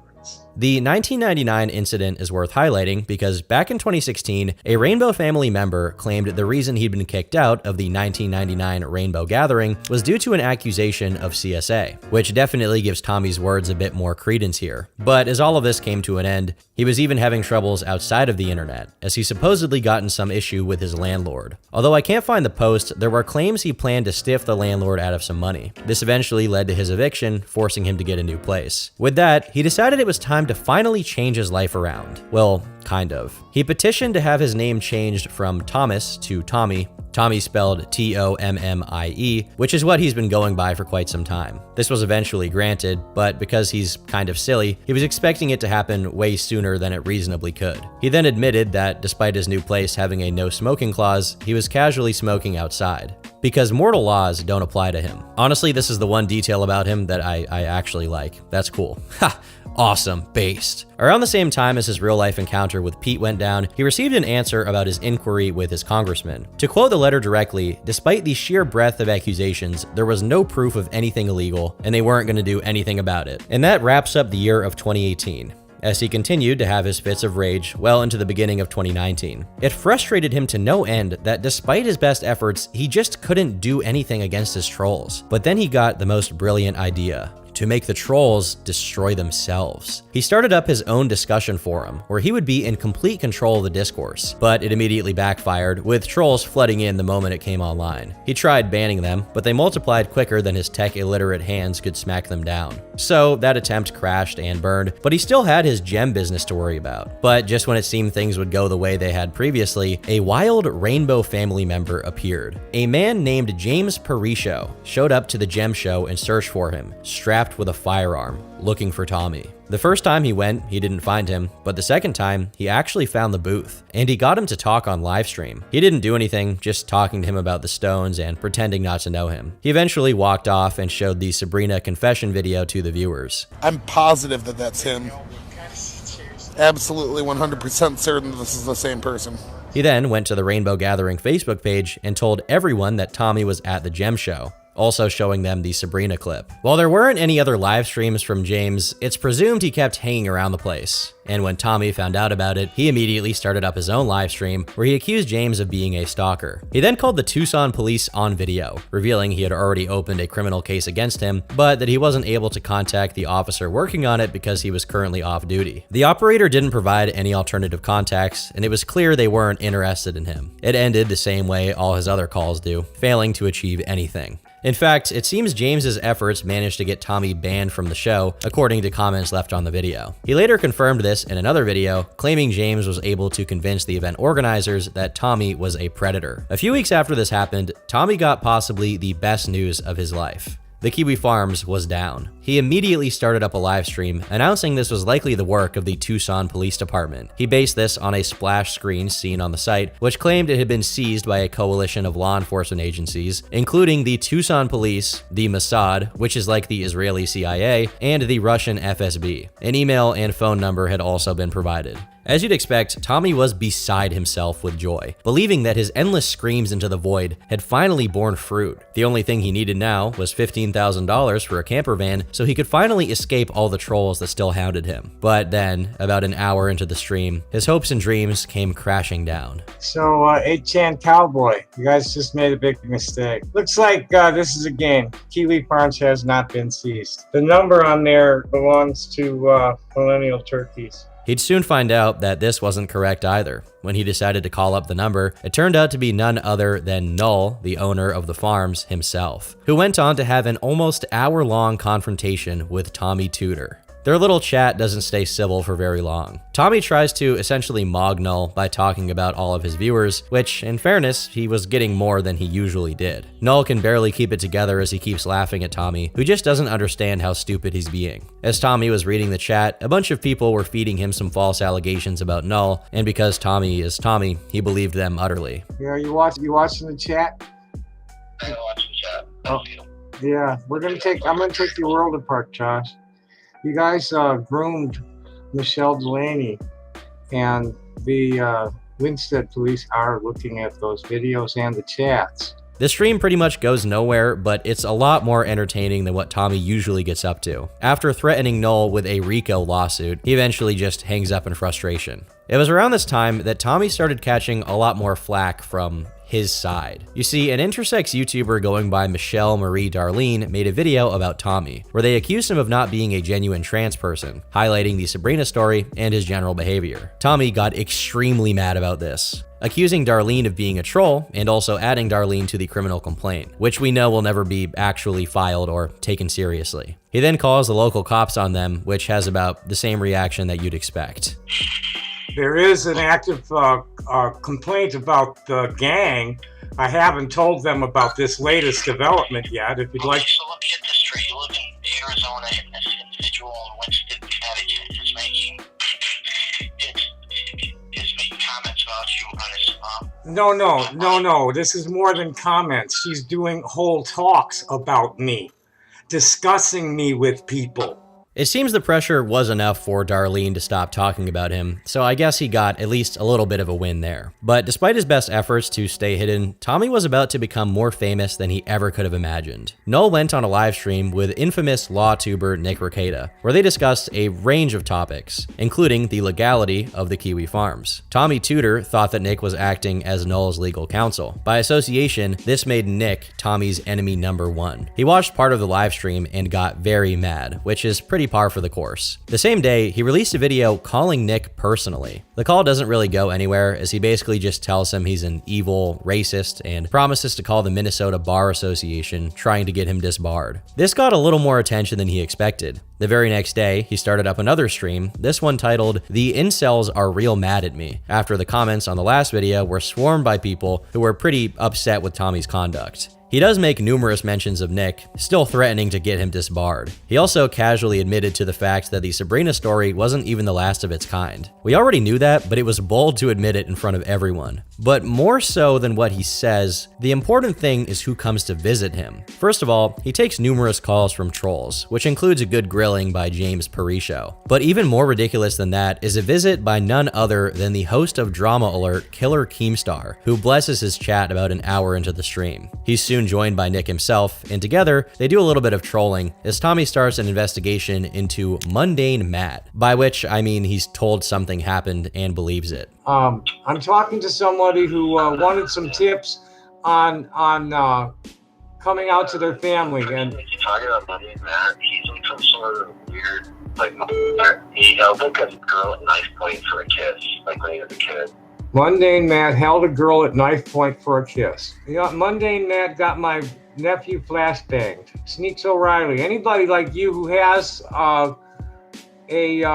criminal complaint against people on the internet? This is arguably the most attention he got in his entire life, with the live stream outperforming even his highest viewed videos on his channel. Of course, it wasn't positive attention, so he couldn't help but fight back on the forum, where he just incriminated himself more before walking back what he had said a second later. Sometime after this, the trolling just intensifies. During one live stream, he's led to believe that an ASMR video he forgot to pause was a demonic chant and that someone was trying to sacrifice animals in his name. When he realized the mistake, he blamed the trolls again. Still, the trolling kept getting worse. Just a few days later, during another live stream, emergency services were called to his house, and the ensuing crash out was one for the ages. You pieces of garbage. You are nothing but garbage.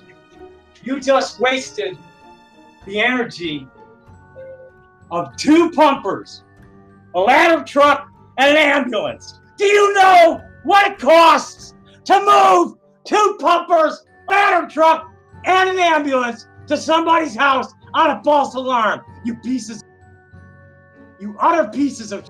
He's correct, keep in mind, you shouldn't call emergency services for bogus reasons, no matter how funny the reaction may be. All was quiet for the next couple months. Tommy was still getting his meltdown reps in, but they were nothing unusual. Then, things heated up again in August, when Tommy announced he was going to speak at a hearing for the Tucson Unified School District on the topic of transgender children. He released a video practicing his speech, where he does sound more coherent than usual. When the time came, he made sure to look his best. And when he was called to speak in front of the school board, he knocked it out of the park. Thank you for letting me speak.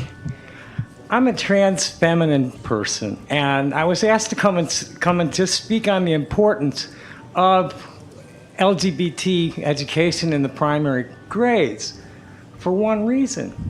This is the way we're born. We deserve a happy childhood. There's no argument for denying a trans masculine female or trans feminine male the right to be happy and to be accepted in their community as they are. And I really think that's all I can say. I had a 5-minute speech and I was, oh, you only got 3 minutes. I think I've said everything I need to say there. We deserve happiness. And for happiness, it's going to require that people know that there's nothing wrong with a person who is born with transgender ideations or same-sex attractions. And the earlier they learn it, the better their lives and the better their families' lives will be. Thank you. The hearing actually dragged on for a couple of days, during which Tommy made a very Tommy impression on the people around him. He went into the women's bathroom to refill his water bottle, and then went on Facebook and talked about how people were giving him weird looks, calling it Latin homophobia. Overall, the hearing didn't go the way that Tommy had hoped, and after staging a walkout, they held a small protest in front of the school. And there, Tommy even had a few words of wisdom to share with us. Hi, I was at that meeting last week. I'm Tommy Jane. I'm one of very few senior-age transgender people that are healthy enough to have my act together well enough to be able to talk in public about this. The average life expectancy of transgender people was only 35 years. That's right. And I'm going to be celebrating my 65th birthday. For Tommy, this modicum of positive attention was like a drug. It was the first time in recorded history that there were people genuinely cheering for him, and he believed he could turn this into something much bigger. Enter December. A cable television network, Hallmark TV, a channel that mainly produces family-friendly fun, aired an ad that showed a lesbian kiss. This led to a petition from a group called 1 Million Moms, which led to the network pulling the ad completely. This decision obviously upset the LGBT community, including a group called 1 Million Queers. So here's where Tommy comes in. He joined the group, doing his usual spiel of claiming to be a trans ally and an ally of the community. But really, he had other goals. At some point, a group called Stonebreaker posted some mean pictures about a trans man named Benji, who happened to be a minor, which led to Stonebreaker posting a mean picture about him as well. This led to a massive argument with Stonebreaker, where Tommy spent his time trying to get them to do an interview while calling them racist, homophobic, transphobic, and every other kind of thing that you can envision they would be called in this scenario. However, the interview did actually happen on Tommy's YouTube channel, and it was a total train wreck, with Tommy asking questions and then refusing to let the other guy answer. All this did was bring more attention to himself. There were claims he had tried to approach Benji with some less than savory questions, although I couldn't find any evidence of this. Whatever the case, it got him banned from the Facebook group. He later talked about this on a live stream, where he denied any wrongdoing and claimed he'd simply been banned because of the lies that circulated around him, calling the mods militant thought police and saying the whole group gives the LGBT community a bad name. The next day, presumably in an attempt to debunk the Benji claim, he took to AMB to talk about how he's in hundreds of Facebook groups and talks to a lot of people, many of which do happen to be minors. I'm not sure how this in any way helps his position, but go off, King, all right? I support you. The drama goes on for a while, but it's just him getting outraged, and for a long time there isn't honestly much to report on. Then, sometime in the beginning of 2020, he was trying again with the whole being an ally thing, as he joined a new group called Saga, where he spends a lot of time talking to parents of trans kids about how the kids are doing. In particular, he gets in contact with someone named Lizette Trujillo, trying very hard to get videos of her kid. But while people seemed welcoming at first, it didn't take long before he screwed it up for himself. He went on a fiery rant about how other people in the group were acting like thought police and stopping his friends, including Lizette, from expressing themselves. This already forced people to give him a sideways look, but what really clinched it was an interaction he had with Saga management, which had been contacted about Tommy trying to meet up with 12 to 13-year-olds, which they politely asked him to stop. Tommy responded by insulting them and calling them a troll account, arguing he was actually trying to do group meetups with their parents as well. But the management didn't really buy this, and just reasserted their demand, to which Tommy wondered if this was Lizette. It wasn't Lizette, but because he thought it was, he threatened to ruin her husband's businesses and also called her a slur. He then continues spamming threats, calling Lizette stupid, threatening lawsuits, and just generally being a toxic freak. People found out that on Instagram, he was following a bunch of teen and preteen accounts, as well as a ton of not safe for work accounts. This all came to a head as somehow these people got a hold of his number and started texting him. In April, Tommy made the airwaves again when he called in a complaint against one such person, who he believed to be Lizette Trujillo. He was going to call the police with the intent of getting her a psychiatric evaluation, but before he does that, he adds in a threat of violence. If my behavior was unstable, people would have been hurt already. I'd have gone searching people out and destroyed their home. I have her phone number. I know exactly where she lives. I'd go and throw a firebomb through her window if I was unstable. This didn't really go anywhere, as usual, and all it really did was highlight how disgusting he is. He added to this by claiming that children are responsible for seducing adults, which he believes justifies what happened with Sabrina. And the weird thing is that he wasn't even denying it while the Instagram drama was happening. When he was asked why he was following those preteen accounts, he explained the reason he did it is because he saw himself most in 8-year-old girls. He calls it a coping mechanism, described by himself as the strangest prayer ceremony that only transgender people practice. It's pretty much the same response he gave back in 2017. Truly, he is an ally. Yet, despite already admitting to it multiple times, Tommy decides he's going to take his viewers through his Instagram feed to prove once and for all that he doesn't follow any minors. Most of the stuff he shows ends up being trans women, but somehow, despite preparing to make this video, he proves he is, in fact, looking at pictures of minors as well.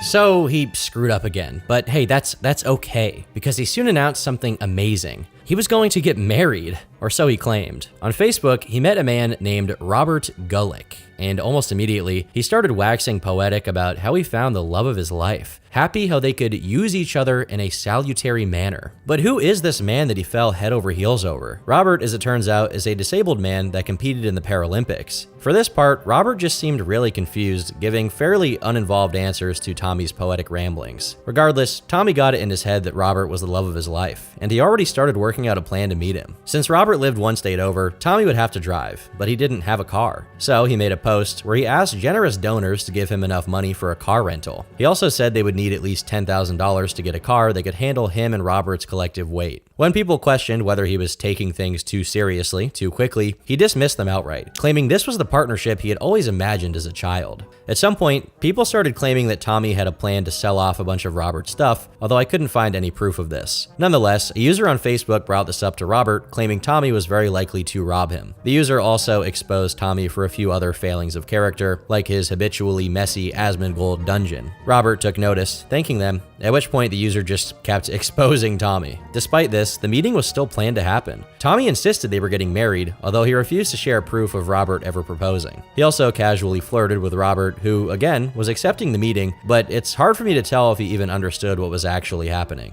Eventually, Tommy found a rental, announcing Robert would have to give him half of $35 a day, to which Robert explained he'd have to liquidate some assets to afford that. D-Day came on the 11th of August. Tommy loaded up his Nissan Frontier, and with a full truckload, he set off to meet his new hubby. Not that that stopped him from posting on Facebook. He even live-streamed so full of glee you'd swear he was a mentally stable human being. And soon, he finally showed up at Robert's house, giving us all a quick tour. Unsurprisingly, it looks like it hadn't been cleaned since it was originally built. And there was some other trouble in paradise. As soon as Tommy got there, he started complaining about Robert on Facebook, calling him a fussy eater. Across multiple videos, he complains about how his dream man refused to even touch him, and how he was utterly disinterested in any kind of physical contact. No, I got me some damaged goods, but he's cute. He's so cute. He's like 6'5", and got these huge hands, and I gotta constantly be like telling him, kiss me, hug me, kiss me, because the woman that was here before, the two women that had been here before, didn't let him touch him at all. He recoiled from him when he tried to touch them, and he just doesn't know how to take a woman into his arms anymore, and that's what I was hoping for, but it's cool, because I'm training him. Little by little, he's lightening up. And in one of these videos, he decides to go through the belongings of Robert's dead wife. He tries on her dresses for the audience and talks about how he needs to restart Robert's libido and be the true woman of the house. As he's rummaging through her stuff, he finds her old purse. What we got going on here? Bunch of money. So, yeah, I guess he did plan to rob him. Nonetheless, his obsession with Robert does appear genuine, as he continues to lament that Robert isn't giving Tommy enough of what he needs. The very next day, this lamenting turned into rage, and the two got into a heated argument. Robert told Tommy to leave the house, and Tommy demanded that Robert pay his half of the rental car, which Rob refused. Tommy then stormed out and spent the whole night flipping out, during which he blamed everything from Robert's innate rage and his trolls of all things, claiming they had driven a wedge between him and Robert. Eventually, Robert himself came out with a statement on the situation. According to him, there was no wedding proposal or anything of the sort, and he was merely trying to put together a musical band. He claimed Tommy had actually called the police during the fateful argument, but that they had sided with Robert instead. He also claimed that Tommy had told him a sob story about his existence, leading to him taking a lot of pity on the guy. Tommy had some choice words in response. He first claimed that the band idea was a total cover, and that Robert had actually proposed to him. He also repeated a claim from the earlier videos, saying that Robert had terrible hygiene, refusing to shower or to stop looking at his phone. Worst of all, he refused to touch Tommy's disco stick because of internalized homophobia. As always, the rant concludes with him promising to sue Robert. He even started contacting Robert's family members, including his granddaughter, to repeat the same claims. The lawsuit never came. Instead, he got put where he should have been for at least the past 5 decades, in a psych ward. Somehow, he was allowed to stream while being interviewed by the police, questioning them for getting him there. Just so you guys know, fly. That's fine. I know. I know. Do you think it's credible? Yes, but as of this point, I don't want to. This is a medical, and I don't want to discuss that with. Oh, sure. I'm just saying that the whole medical file's been falsified, and that you're being used illegally to do something to me that's unconstitutional. And I've heard you say that. Things were relatively quiet for the next few months, during which I assumed Tommy was in the psych ward, until he came back to the forum to share his new love fling, a woman named Brenda. According to Tommy, Brenda was a microbial waste engineer. The way he initially claimed it, it was going to be a working relationship. On A&B, he explained they would be merging their businesses and that Brenda was already creating a shared bank account. Eventually, the two were even supposed to move into the same house, and Tommy made the lofty claim that someone from A&B would give him $10,000 as a retainer for something. So what was his actual plan? As far as I can figure out, he would move to her lot, which was supposedly so massive it could house a massive infrastructure project, building waterworks and gardens to presumably help save the planet or something. Before then, she was supposed to drive out to Tucson from Kansas to meet him, but the plan was delayed as she told him she wouldn't come home until after Christmas. Her stated reason? She was deathly terrified of COVID. If you're starting to see red flags, you might be a normal person, but you're definitely not Tommy. A couple of weeks later, Brenda died mysteriously, and he never heard from her again. Yes, to be clear, he was catfished, and he sent money to a scammer. I don't think he ever really realized that, though. Kind of a dour end to 2020. But with the new year came new opportunities. Tommy was targeted by a particularly outrageous troll going by D Price, which upset Tommy so much he even made forum posts about it on his own subforum, which didn't really do him any favors. But nothing compares to the shame of losing his business again. This year, he was once again banned from the Gem Show, where he liked to sling his wares. Sir, last year you stole from one of the road area. Okay. I don't steal from anywhere. I have a picture and everything. Let me see it, because I have never stolen it. I just want you to get out from here. I want to see the. I'll show you the picture of you. Yeah, I want to see this. Okay. I don't steal. You had it. I've been doing this show for 30 years, man. That's fine, I understand that. Who are you anyway? Are you the owner of this booth? I'm the owner of the hotel. You're the owner of the hotel. Who are you? Let's see this picture. I'm showing you. I have never stolen anything. Ah ha ha ha. What's going on here? No, it isn't. That is not. Yeah. That is not. I have a picture from somebody. I think we need to have a policeman here. His complaints didn't amount to much, but he was forced to leave the premises. He returns to his hovel, where he threatens the motel owner with yet another lawsuit. During the live stream, he keeps calling the authorities from the motel, just hoping to get something out of it and failing. Being increasingly isolated, he became ever more unhinged. In May, he decided to start his own Substack, a website where you can publish articles and get paid. He immediately used it to complain about his trolls. When he's not doing that, he spends thousands of words rambling about transgenderism and his experiences growing up. And when he wasn't doing that, he demanded money instead. That summer, he shared a bunch of not safe for work material on some forum, and people found out that at least some of those pictures may have belonged to underage people. When questioned about a specific person named Corey, who was only 19 at the time of the message being sent, Tommy casually admitted that Corey had been selling him pictures for at least 2 years, meaning they would have been 17 when they started. In the same post, he admitted he'd been following multiple adult stars since before they were adults. With oopsies like that came a lot more trolling, and it was really starting to get to him. Just a week after he exposed himself, he announced that he would be making big changes to his content, planning to put all of his new stuff behind a paywall so that the trolls couldn't make fun of him for free, and so that he could earn some extra income. But a few days later, he had a live stream where a nuclear meltdown occurred. And you, sir, are probably... You need to calm down. Please, call! Call right now! Call right now! You're getting me so mad! I'm gonna... Dude, I might myself! You better call! 911! Call 911! I might myself if you don't stop harassing me! You moron! Luckily, Tommy's not the kind of guy to cut off a joke before the punchline, and soon he got yet another reason to live. His greatest trolls, including the Sneasel himself, were being investigated by the APS, whatever the APS is, after he himself called them demanding they do so. There's no proof that anything came of this. Even he is not dumb enough to believe that he made a difference forever. Within 10 days, he announced he would never ever get angry at another troll again. From this point on, I'm really not going to engage it much more than saying, hey man, you believe lies and you're spreading them. And that's really where it's at. Lastly, saith the old I Ching, the best way to make progress against evil is to make energetic progress in the good. Do the good, things you do, yes, and let sleeping dogs lie. One day later, and he was already bothering police officers, leading to this tasteful remark. Today he posted, I freely admit I am unstable and rich enough to do and get away with this. It will go exactly like I planned because you keep thinking that there will be some sort of introduction. I will get out of my car, walk into your open shovel, and bash you in the face and head until I see red. Max Power could literally give the Tucson police my IP right now.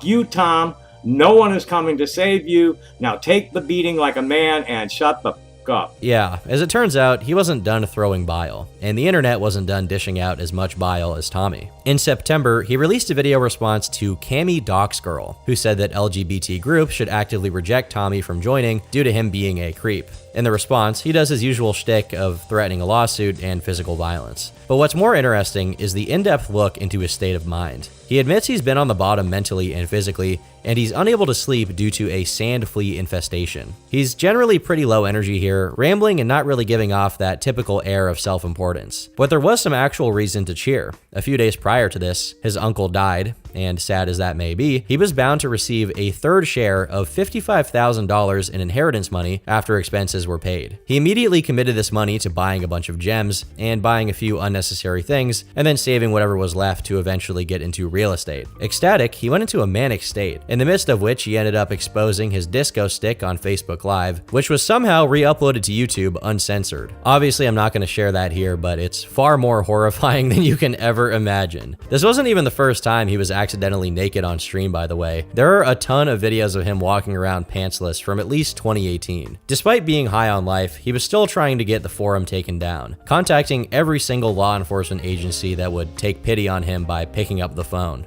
Things continued to spiral from here, as his mother passed away and he barely gave it any attention. He got in an argument over whether his gems were ethically sourced, to which he said that they totally were, but didn't really provide any proof. Although, in fairness, I think whether or not his gems are ethically sourced is probably the least of concerns around his moral character. But as these little bits of drama were coming and going, he got in a whole lot of trouble, as someone named Jimmy promised to come to Tucson and beat him up, with a countdown set to around late December. On the day of, Tommy, the badass who never lands the first strike out of fear of being arrested, is so terrified that he hires a bodyguard. I guess striking first is okay if your bodyguard does it, because he's nowhere near as much of a lethal weapon as Tommy. Luckily for him, the date came and went, and things eventually returned to normal. And just before Christmas Day, he was set to receive his share of the inheritance, which he started recklessly spending instantly, donating to random charities and giving $1,000 to each of his old friends. This was just the start of his spending spree. In early January, he bought a 2007 PT Cruiser, which is widely considered one of the worst cars ever made, and certainly is one of the ugliest, and which he was immediately planning to trade for either a van or a pickup truck to aid him in transporting his gems. Speaking of gems, he extended an olive branch to the KF community, offering to sell his best pieces to the highest bidder in a sub-forum he created. No one was really impressed by the showing. More importantly, some people began to suspect this was yet another ploy to get personal information in order to contact them, which he's done in the past. While there was no proof he was doing it now, it was a strange coincidence that he released a video calling his lawyer over a supposed invasion of privacy within a few weeks. But then again, maybe he was just feeling generous with the lawyer. He was eager to enjoy his wealth, which may have included upwards of $150,000 from his recently passed mom. It was around this time a short thread was created to provide all the proof of Tommy's PDF tendencies in one spot. It included everything I've already shown before, plus a few more interesting inclusions. Back in 2011, just 5 days after making his account on AMB, he had admitted to lusting after a different 15-year-old when he was in college. At the same time, he also claimed that her mother was lusting over him. The woman had apparently drank half a Smirnoff bottle and was holding the other half in her hand, and she was apparently eager to be with Tommy. He was also eager, but she fell asleep in the middle of it. He doesn't admit to doing much more than touching here, but you never really know with him. This particular story seems to have been memory holed from existence, be it due to a concerted effort from Tommy or just the short attention span of people following him. And in fairness, there's also a lot of other details that are hard to not focus on, so I don't really blame people for forgetting this, but it is an important detail. Honestly though, Tommy being exposed for being creepy is so standard that he didn't even bat an eye. And with all the money he was throwing around, he could finally afford to pay off a jaywalking fine, which he needed in order to register his vehicle.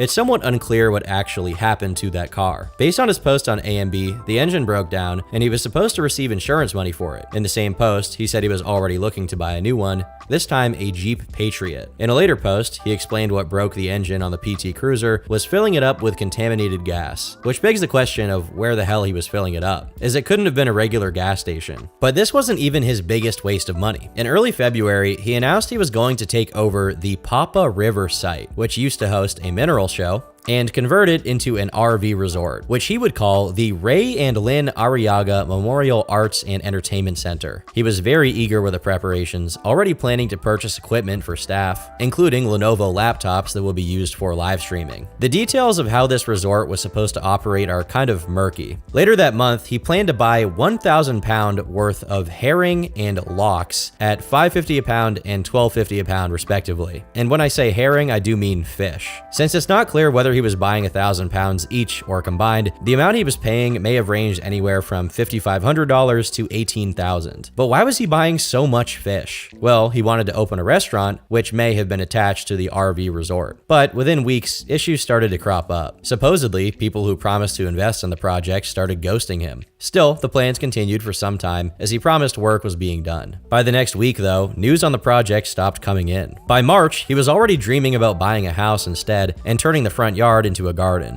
It turns out the advertisements he was looking at were most likely fake, but at least not all of his investments were nonsensical. In late February, he announced he was going to get a German Shepherd, in between explaining all of his other money sinks, which ranged from sushi to fancy glasses. Thankfully, Tommy was not able to get this German Shepherd in his possession, so he started looking for another dog, which escaped almost as soon as he got it. Why did this dog escape? Well, because he tried to assault it. In keeping with his rich guy persona, he starts pretending that he's under no obligation to pay taxes because, according to him, billionaires don't pay taxes either. He continues to spend money frivolously, getting a makeover and buying a rental car. He's so confident that he starts claiming he'll never go broke again. This declaration made him look kind of silly though, as 6 weeks later, he admitted that 2 of his most important investments had fallen through. I put money behind promises made to me by several people, and 2 of the key ones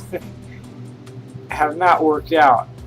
I don't want to go into detail about why I had to pull away from Rancho Chester, but that was my own choice when things were just not progressing at all the way I wanted. This spells the beginning of the end. His supposed friends continued to beg for money, and because he's completely incapable of making good decisions, he just gives it away. But then he found an escape hatch. After proclaiming he had $100,000 in his investment account, he proclaimed he was going to a festival with a very wealthy female artist. He was supposedly going to sell some of his stuff there, although the details of this business deal aren't super transparent. He was even so convinced of his imminent success that he announced he was moving to Denver. This then changed to going west for a festival, which as far as I can tell went nowhere. If you can't tell, Tommy is getting increasingly deranged, his posts are becoming increasingly unhinged. It's hard to tell if or how much of reality he's even in tune with at this point. The whole big money persona started dying down as he went back to his old ways. On AMB, he made a fuss about how he had double-checked his computer to make sure there was no illegal material, and what he found there was just a few clothed images of minors. Since he's dangerously close to being broke again, he started offering to sell herbs that could cause a miscarriage.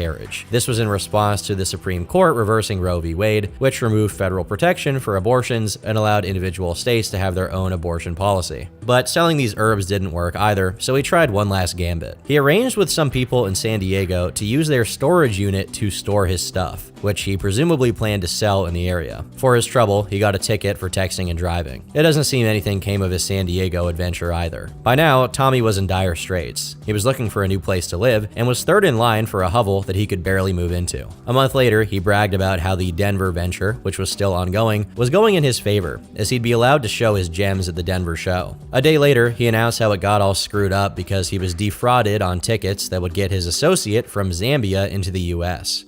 Here I was the boss, trying to bring one of my associates in from Zambia, coordinating all this other shit, and trying to do this for Rough Ready, which turned out to be total fraud, a bunch of like What's wrong with you people? At this point, it seemed like he had finally hit rock bottom. On Facebook, he posted an unhinged religious rant where he basically made himself out to be a mix of a prophet and a martyr. In later posts, he admitted he basically had no friends left and that he had barely any money to keep going, demanding $50 for consultations, whatever that means, and even trying to get paid work in hazardous environments, including a nuclear reactor. But as it turns out, he hadn't given up on everything. The Papa River project was apparently still ongoing. He even announced there would be an opening ceremony sometime towards the end of January. That date came and went, and if something happened, it wasn't documented online, so it's likely it went nowhere. As this chapter of his life came to an end, things sort of just settled down. Well, almost. In February 2023, he was arrested for trespassing. He was released soon after, and he even released a video around this time where he tried to sell his gems while clearly inebriated. Later, in April, he uploaded a video on Facebook where he described how he'd been unjustly nabbed and complained about how he didn't like the drugs he was being forced to take. Sometime in December, he was scheduled to appear in court for the charges, but it seems like they were dismissed soon after. Throughout 2023 and most of 2024, he was pretty quiet, mostly just posting cringe stuff on Facebook. It seemed like he may have actually been trying to get his life together, getting a job as a janitor sometime in September, only to leave it almost immediately. On YouTube, he had stopped all activity, with his last live stream being from April 2023, and the last video being from all the way back in 2022. Across the board, activity decreased quite a bit, and while there are more pages being added, it hasn't been nearly at the same rate as it used to be. Then, finally, on November 4th, 2024, he appeared on AMB again, promising to go online during election night and puke his guts out. On November 6th, he came back to the internet with a live stream. I assume the live stream is from Facebook, as it's not among his YouTube streams. Most of it is about the ongoing presidential election, although really, it was mostly just him staring blankly at a screen with his tongue out. The promised puking never came, as he just stopped streaming when no one showed up. Shortly after, he came back to the forum, where he gave a breakdown of all that had happened. Apparently, he had been ordered by the court to undergo therapy and was doped up on meds and had gained a lot of weight. As usual, he complained about Sneasel and some other trolls, promising a cash reward to anyone who could give him info that led to their arrest. Despite his complaints, the meds seemed to be working. While he was still delusional enough to think that he could win a civil case against the trolls, his messages were far more measured. Well, for a while, until he started talking about his alien genes and about how his bloodline has been on this planet for about 5,700 years. Since then, things have mostly gone back to normal. In January, Tommy announced his retirement, whatever that means for him. It's not retiring from troll feeding, as he bragged about having a 150 IQ. It's also not retiring from legal threats, as he attempted to file a lawsuit against YouTube over personal injury. The legal filings for the lawsuit are hilarious, by the way, as Tommy demands $20 million in damages for the fact that YouTube allowed Tommy's trolls to have a platform. Honestly, to explore deeper would just be me repeating myself here. You already know what he's getting up to. At some point, he got an eye infection because of a fly infestation, and around the same time, he started talking about cooking fermented food. This has led to him developing a habit of posting his gourmet recipes on Twitter. Apparently, his diet is so bad that it's turned his excrement acidic, which doesn't mesh well with his habit of apparently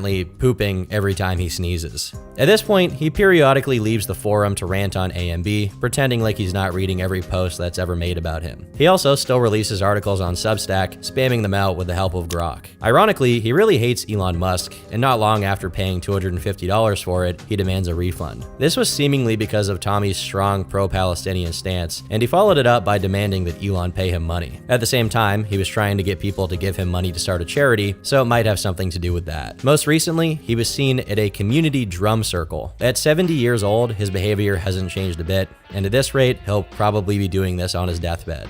Tommy Tooter set out to build a legend, the story of a tragic, misunderstood, transdimensional genius, cast out by society for being too enlightened. What he actually built was a monument to failure, a spiraling archive of lies, legal threats, and the kind of confessions that should come with a federal investigation. His life is proof that you can't self-identify your way out of accountability, and that if you scream into the void long enough, eventually, the void starts filing police reports. I've been Turkey Tom. Thanks for watching, and until next time, leave me alone.